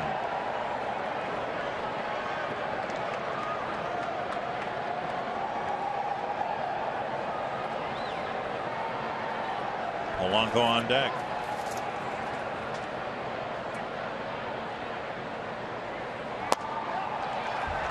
And Crane having a tough time again here this evening. And that's going to be the end of it. For Ron Gardenhire and Rick Anderson, they will get Crane. At least I think the move was made. Crane couldn't retire a batter on Sunday and gives up a home run and a walk here tonight.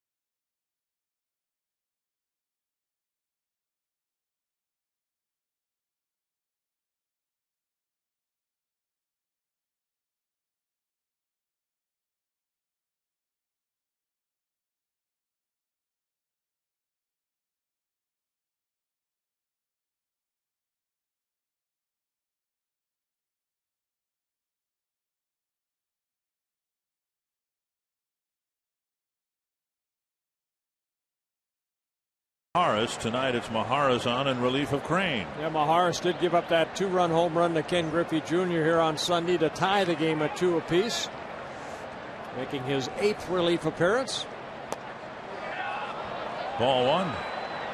The Tigers have not seen Maharis at all. Didn't see him last year. Didn't see him last week in Detroit.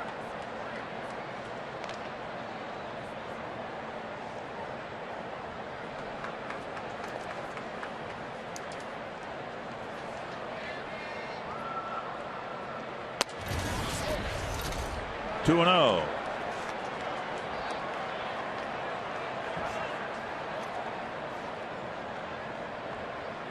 Maharis on Sunday ended up getting the first out and then walked Lopez, and then that followed the Ken Griffey Jr. home run. There's a strike. 2 and 1.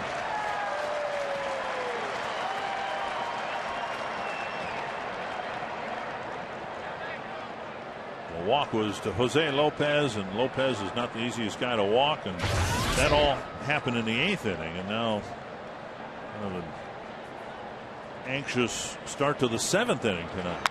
That's to center, and Span is there for the catch. 1 away.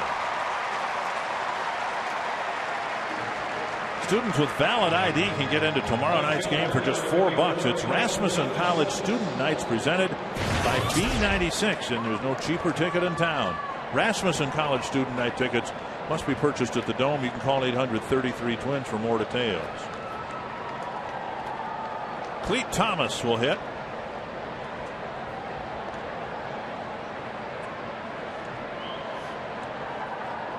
Thomas hit into the big double play in the 1st inning. Then since then added a couple base hits. Good fastball down and away from Maharis.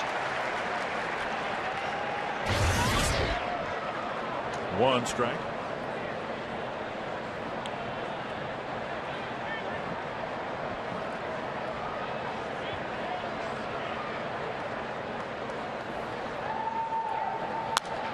And now 2 strikes.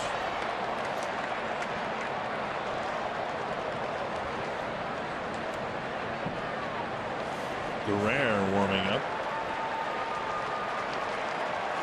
Cabrera, the on-deck hitter.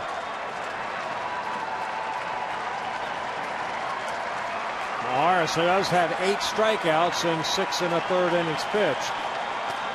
Got him looking. Threw him a hook for a big second out.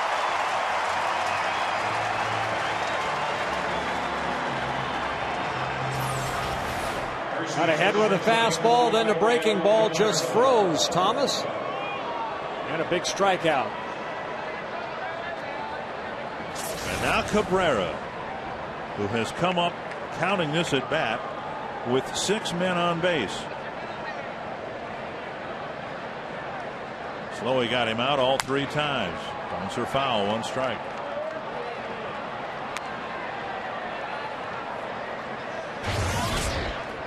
Cabrera hit the ball sharply his last time up with runners at 1st and 2nd and 1 out. Tolbert made a nice backhanded pickup and started an inning-ending double play.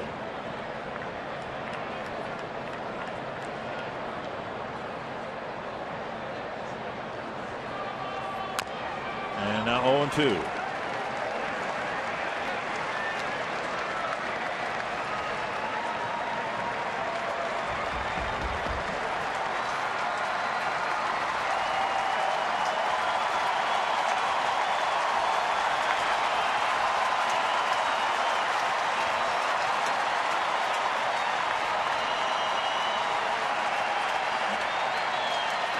Two strikes to Miguel Cabrera. Throw him a breaking ball, and Cabrera just got a piece.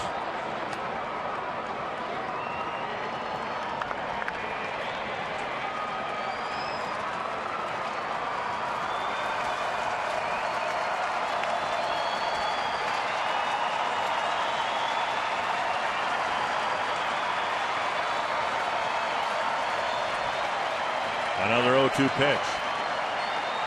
And time call, a ball rolling out of the Twins dugout. You know, it's amazing. Maharis clearly central in Minnesota's bullpen success or failure this year.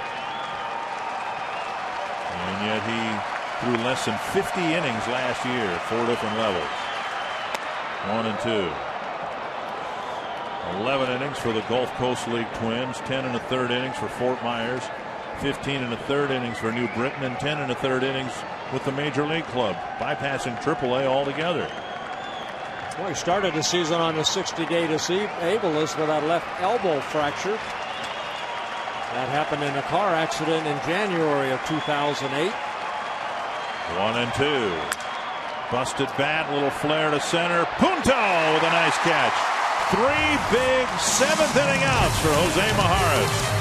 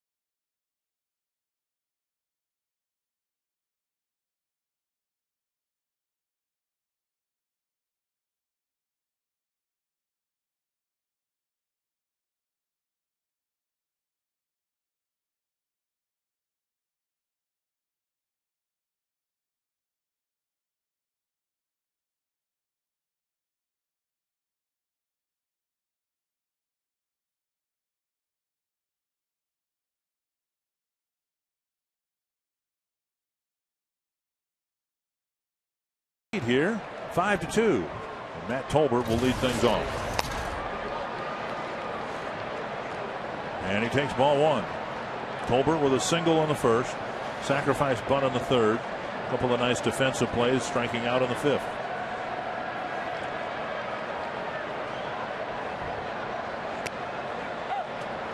One and 1. Well, Ryan, that hard throwing right-hander, gets right on top of his delivery, creates that downward plane. Again, a little erratic, but this young man only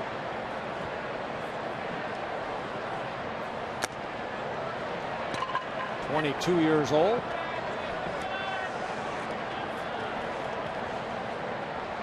Perry can throw close to 100 miles per hour. Rodney is an upper 90s guy. Zumaya has hit 100 miles per hour. Verlander in the rotation can throw 100 miles per hour. And Tolbert is out on strikes, and Perry has struck out the 2 batters he's faced. And that'll bring up Joe Mauer. Well, good downward plane. I always talk about getting on top of that ball. And see how he does that so well.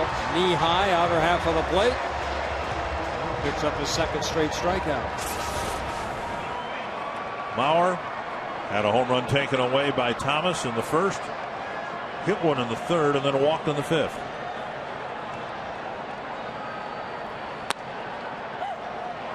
.98-mile-per-hour fastball that covers the inside corner. A 30-game hitting streak for Ryan Zimmerman. Good for him. The Twin record is what Kenny Landreau in 31, I believe. A long time ago.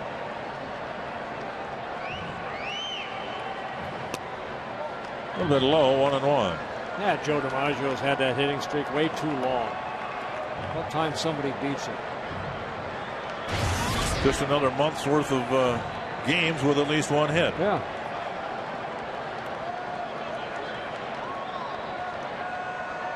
One and one. And that will die in front of Thomas. Mauer has his second hit.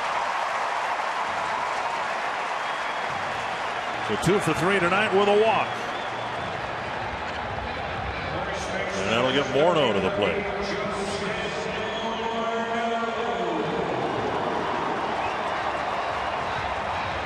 Morneau is 0 for 3.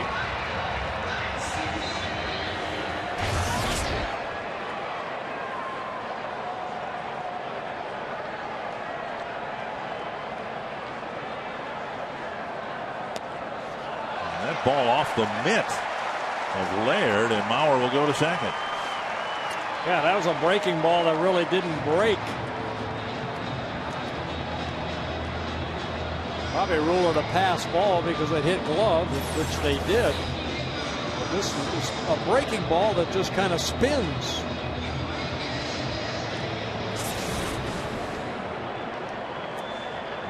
In the 6th inning, the Twins got a run because of a Detroit error. Now we'll see how big this pass ball is. Laird this time at least kept it in the dirt.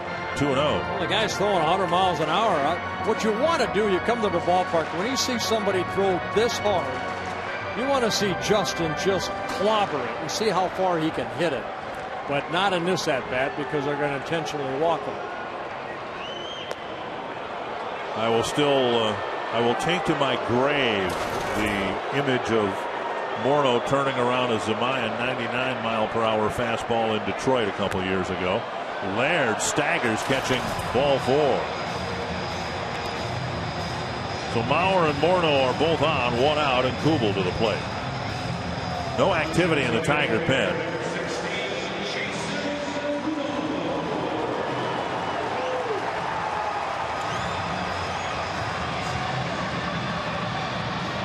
Kubel with a single in the 3rd, walked and scored when he led off the 6th.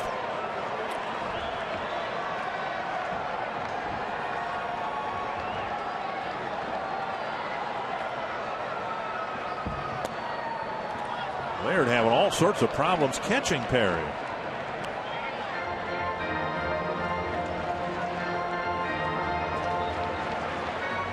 Almost looks like a new glove. Maybe he figured Perry's throwing 100 miles an hour. I'll break in my new glove.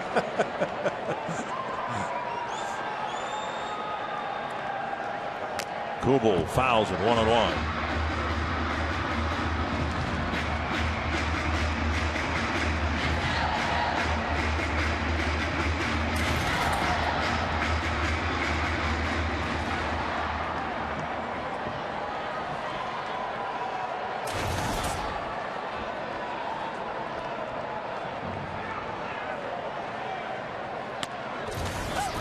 A called strike, and again Laird has it bounce out of the mitt. I'm telling you, it's a new glove.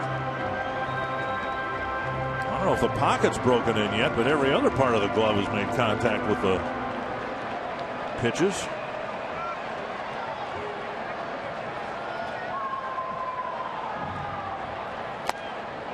Wow. Reached back and threw it as hard as he could. Kubel swung through it, out number 2. Well, that's the hardest one to hit right there if you're going to swing at that high fastball because it just takes off. You see this fastball? Just can't catch up to it. Here's Crede. Has walked, lined out, and singled to left.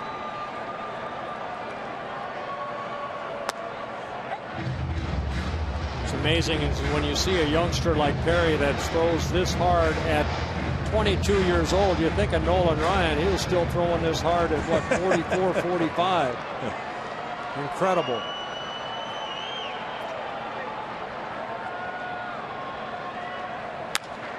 High hopper over the mound.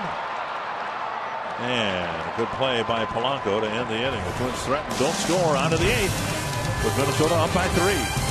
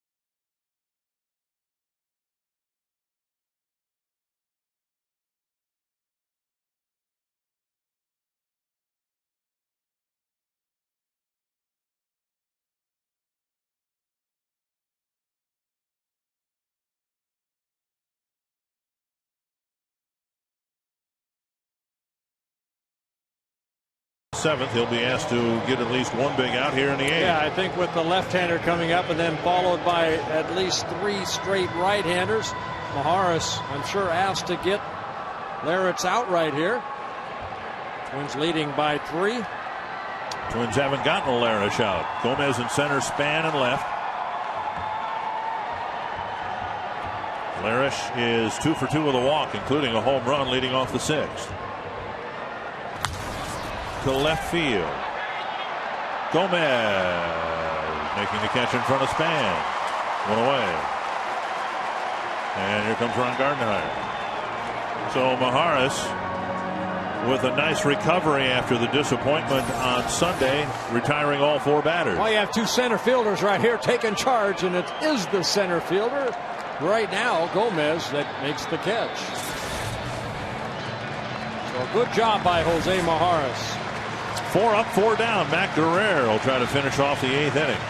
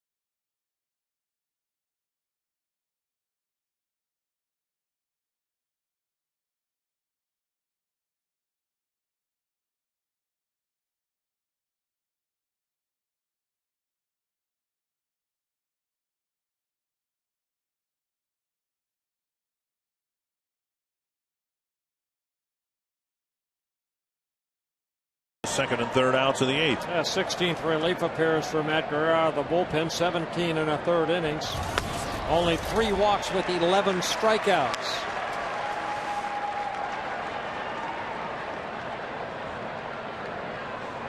Ordonez 1 for 3, a single in the 4th. Big breaking ball, snaps over for strike 2. You don't see this too often from Ordonez. Watch him flinch right here.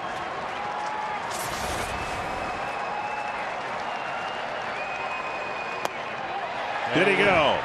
Nope. Oh, boy, I thought he went. Paul Schreiber says no. I thought he committed to this breaking ball right here. Oh, yes, I would agree with you. 1 and 2. Yeah, now 2 and 2.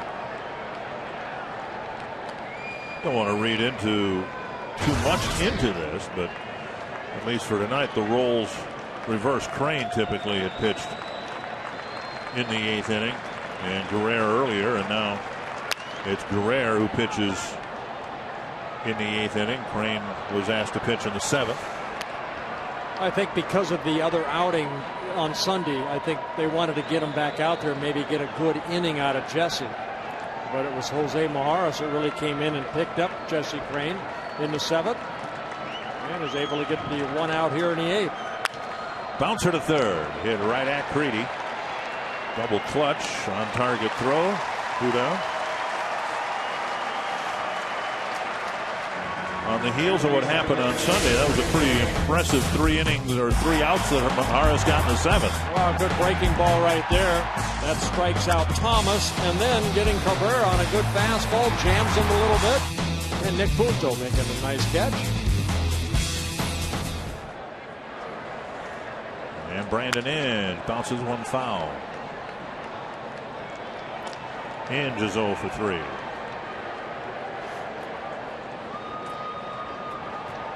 Inning and a third, 1 strikeout.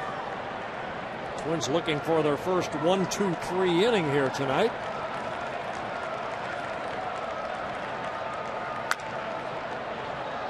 And now 2 strikes to Inge.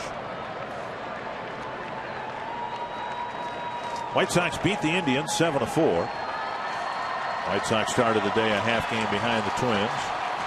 So with their win, they have right now the same record as Minnesota. Twins hoping to beat the division leading Tigers. The Royals are behind 1-0 early in Oakland. A little bit high. A very good pitch. Ooh. How do you not call that a strike?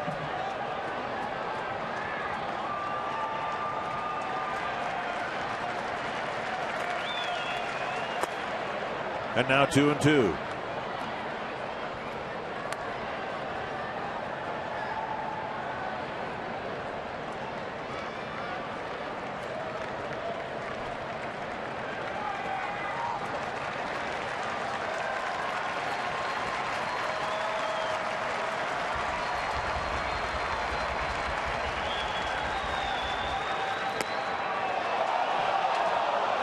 Breaking ball just missing the inside corner.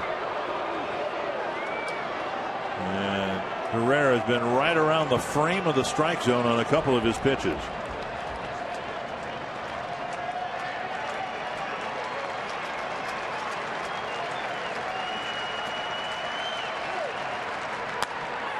Got him. Got the inside corner with a fastball. Maharis and now Guerrero with some late inning effective relief.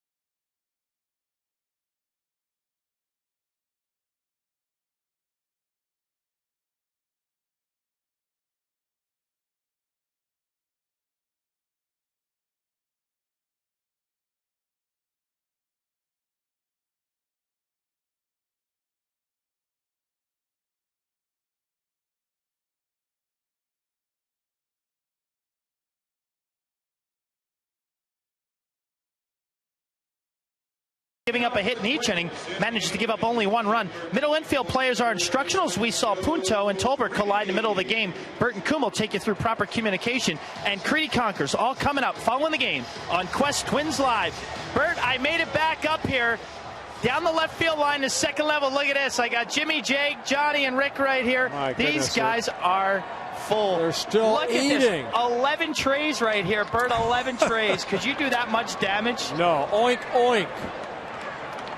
It's unbelievable. All right, so I got Rick here. Rick, can you put another piece of food in your mouth? Oh, maybe 1 peanut, possibly 1. Maybe 1 peanut. Robbie, how much do you have in your pockets there? One more time, Bert. How much food do you have in the pocket there? In your suit? In my pocket? I didn't steal any food. Not yet? I have a pack of gum in my right pocket, but that's about it. But look at this. I'm serious. 11 trays here. There's about 6 cups right here. We got nachos here, popcorn, and what do we got back here? Oh, look. Alka-Seltzer. Here's back here. 3 more bags of popcorn. Wow. I guarantee you the Twins are losing money with these 4 guys. This place looks like their college frat house. It's not even close. Joe Crede striking out against Ryan Perry, who has struck out 4 men in an inning and 2/3. You know what a deal though. Was it $34? All you can eat. Why wouldn't you? Yeah, Perry picking up his 4th strikeout in relief. There's Carlos Gomez, who doubled against Perry in Detroit last week. Saw a first pitch fastball and whacked it hard to the gap in left center.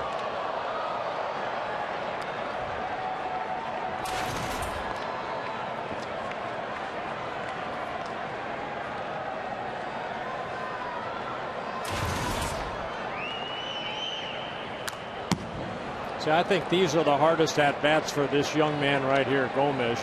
You know, we've seen him over the last 2 or 3 weeks come in as a defensive replacement, and now he might get 1 at-bat. Yeah. So he's trying to, you know, get 1 good at-bat where other guys get 3 or 4.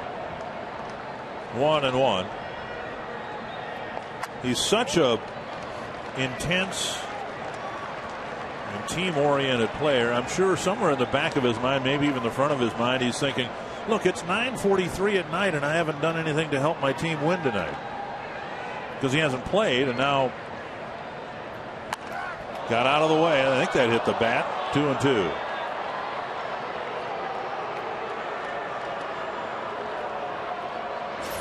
Well, Perry just rearing back and throwing it, and Gomez ball straight back. But the ball does hit the bat and goes foul.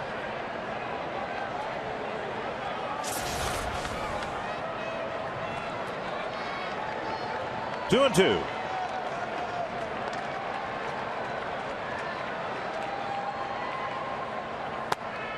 Three and 2. You know, he wants to play, and he knows in situations like this he needs to produce to get more playing time.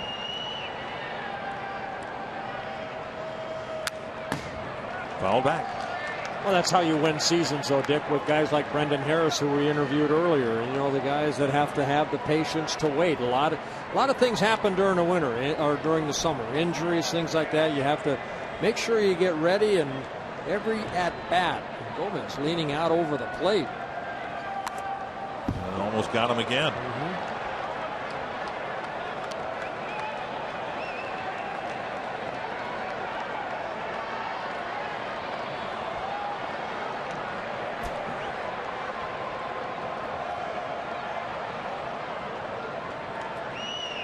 Another 3-2 to Carlos Gomez. Fouled over the Tiger bullpen.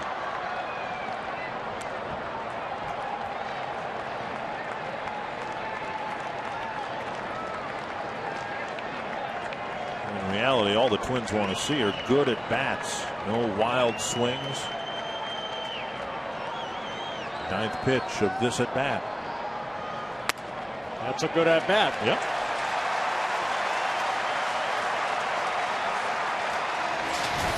A 1-out walk to Gomez in what might be a stealing situation. Here are the dates for the all-you-can-eat seats. Come to the ballpark, get to see your Twins play, and eat all you want. Not a bad deal. Look at that. If you come with 25 or more, it drops down to $30 per seat. There they are, still eating. Texting people. Maybe they're taking a break. Here's Punto, and he takes ball 1.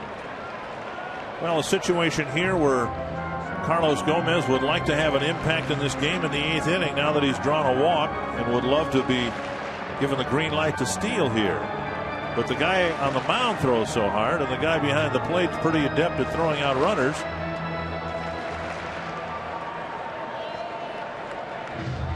1-0 to Punto. Gomez with 2 stolen bases in 4 attempts so far this year.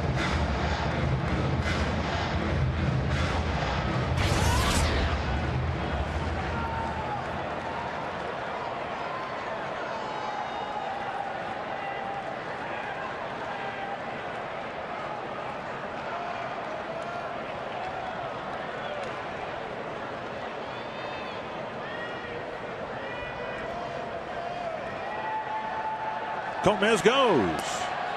Laird's throw, not nearly in time. A head first slide, and Gomez swipes second base. Something I'm sure they will work with Perry on, but he does have that high leg kick and allows Gomez to get a step or two. Gerald Laird's throw, very good. One hops second base, but Gomez in with his third stolen base. 1-1 to Punto.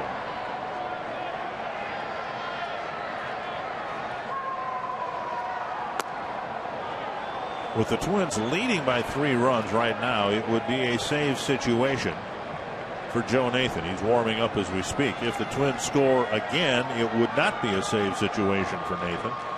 And I don't know whether that would impact his entry into the game or not.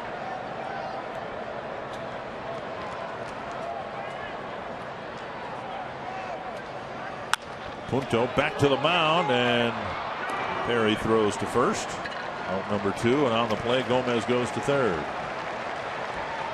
Perry just kind of looked toward second base, but I think Gomez had already taken off on his burst toward third. Well, you know, if it's the first out, nobody on, then you maybe try to get Gomez, but would just get the out. Now there's 2 outs. And Jim Leland has seen Perry pitch through the Twins lineup, giving up a single to Mauer, an intentional walk, a regular walk, a stolen base, and we'll see if he lets him pitch to Span here a second time tonight. Brandon Lyon down in the bullpen.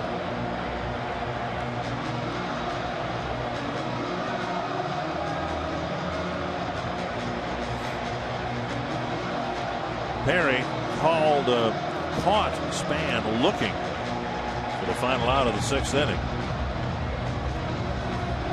Second time that Span has struck out tonight. See, I like this right here. Let the young man try to work out of it. See how he does with a runner at third. He's going to work out of the stretch position.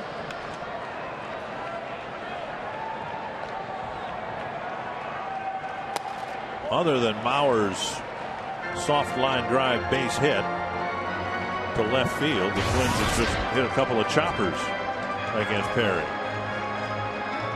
Punto with a one-hopper back to the mound, and Crede hit one just beyond the mound to Polanco.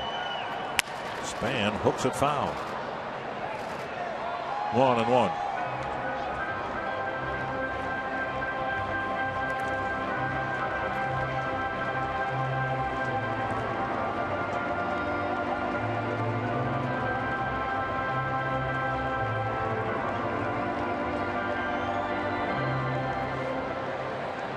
One and one to the Twins left fielder. And that's a base hit to left field. A big RBI for Span. Gomez scores, and the Twins have a 4-run lead. Good piece of hitting right there by Span. Jim Leland coming out. He'll make a pitching change now. But Span taking that fastball the other way. Almost a 2-seam fastball.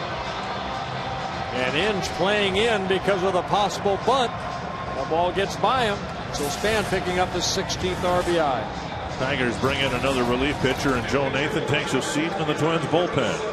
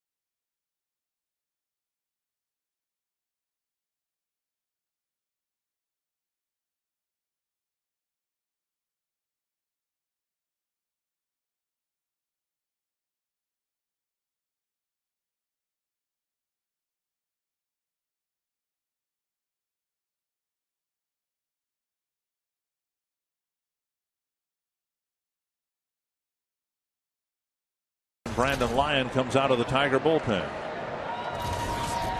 Lyon making his 12th relief appearance. Only 4 strikeouts in 12 2/3 innings, but 7 walks. Twins stole Gomez into scoring position. Jim Leland thinking they may try to do the same thing with Span. Now time called. Span, prior to that last pitch, was wincing, and now he's trying to stretch out a quadricep. I don't know if he's tightened up a little bit or what, but he asked for time to stretch his leg muscles.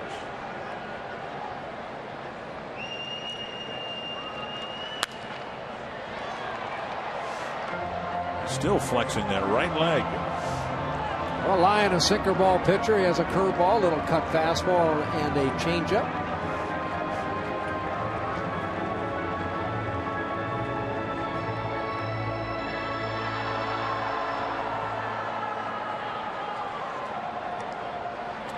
Nathan went back to take a chair during the pitching change, but he's back on the mound. Up high, 2-1. Giving every indication that he'll pitch the 9th inning regardless of how big the lead is. Yeah, Joe needs the work too. You want your best guy out there. And that's what the Twins work for, to get to the 9th inning. So Joe Nathan, whether it's a save situation or not, hopefully can secure a Twins victory. Span goes in feet first with another stolen base. Well, stolen base number 8 on the year for Denard Span in 9 attempts. The right leg appeared to be just fine. Yeah, he's deacon. Well, Laird with no throw. 3-1.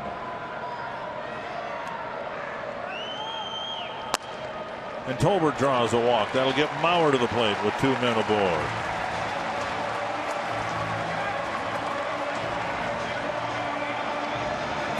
Twins and Tigers play an afternoon game on Thursday. You can ride your bike to the ball game and get a discounted ticket. ABC Ramps and Elitas present the offer that allows you to ride your bike to the game, park it for free in the Quest Metrodome Plaza, and receive a $5 discount on upper club or lower reserve tickets. Call 800-33-TWINS to learn about the opportunity to bike to the ball game this Thursday. Bring your Schwinn and the Twins will win. Strike 1 to Joe Mauer. You have a bike? I have an old Schwinn. It's like 25 years old. I haven't used it nearly as much as I should. How about you? I have a bike. Gail and I have a bikes at home. We ride once in a while during the winter. It's one of those, where she sits in the front and pedals and I sit in the back and drink the Coors Light. It's awesome. Runners go. Throw to third. Got him. With Mauer at the plate, the inning ends with a stolen base attempt.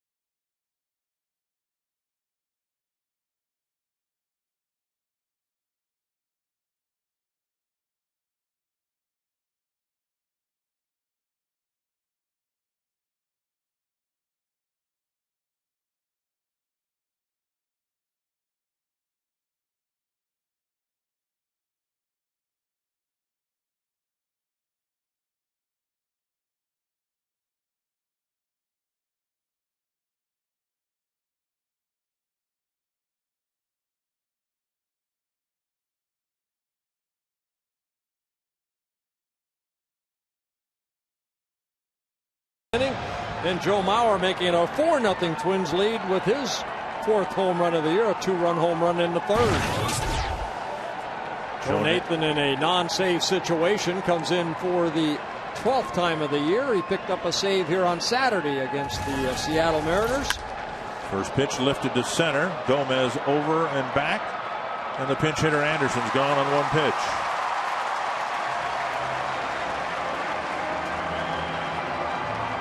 So 1 gone as Josh Anderson goes after the first pitch and lifts a routine fly ball to center. And that'll bring up Ramon Santiago. Tigers have hit 2 solo home runs, and that's been it. Although they have out-hit the Twins 9-8 tonight.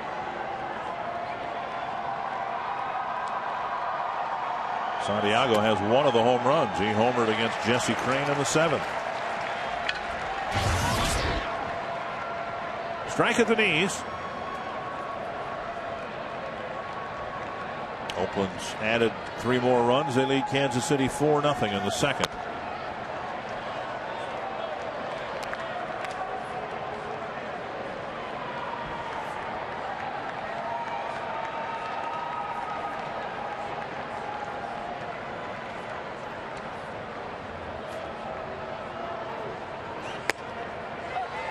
One and 2.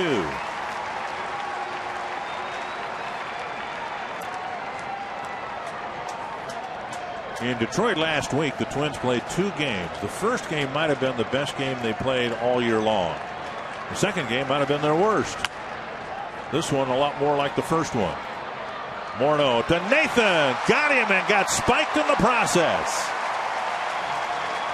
Santiago stepped on Nathan's foot as Nathan found the bag. Always a tough play for a pitcher because you have to go over there and then look for the ball and the bag at the same time. Joe hustling over, he can't get to it, so his responsibility get to the bag and then try to find it. You see Santiago accidentally steps on him as Joe steps on top of the bag right there. And just getting the right shoe. So 2 down, and that'll bring up Granderson.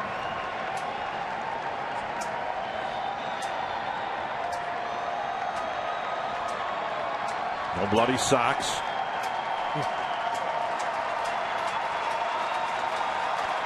No ketchup.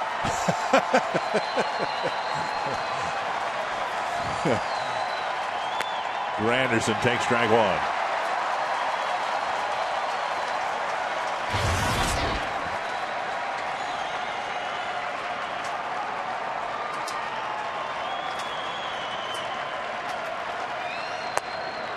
One and 1.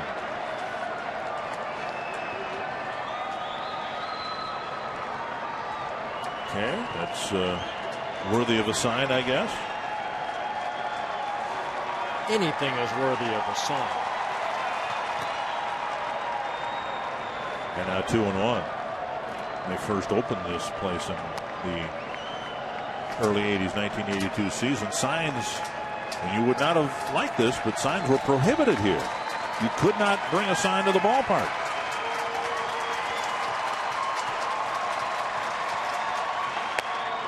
Two and 2.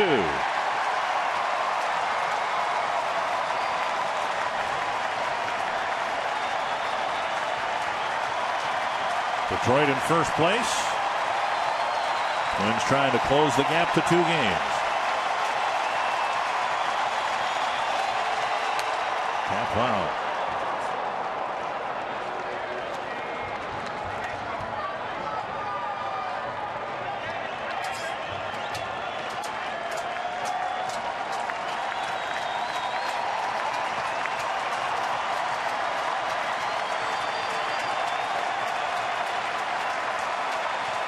Tigers down to their last strike. And that was it. The Twins, a 4-run win over Detroit in the series opener.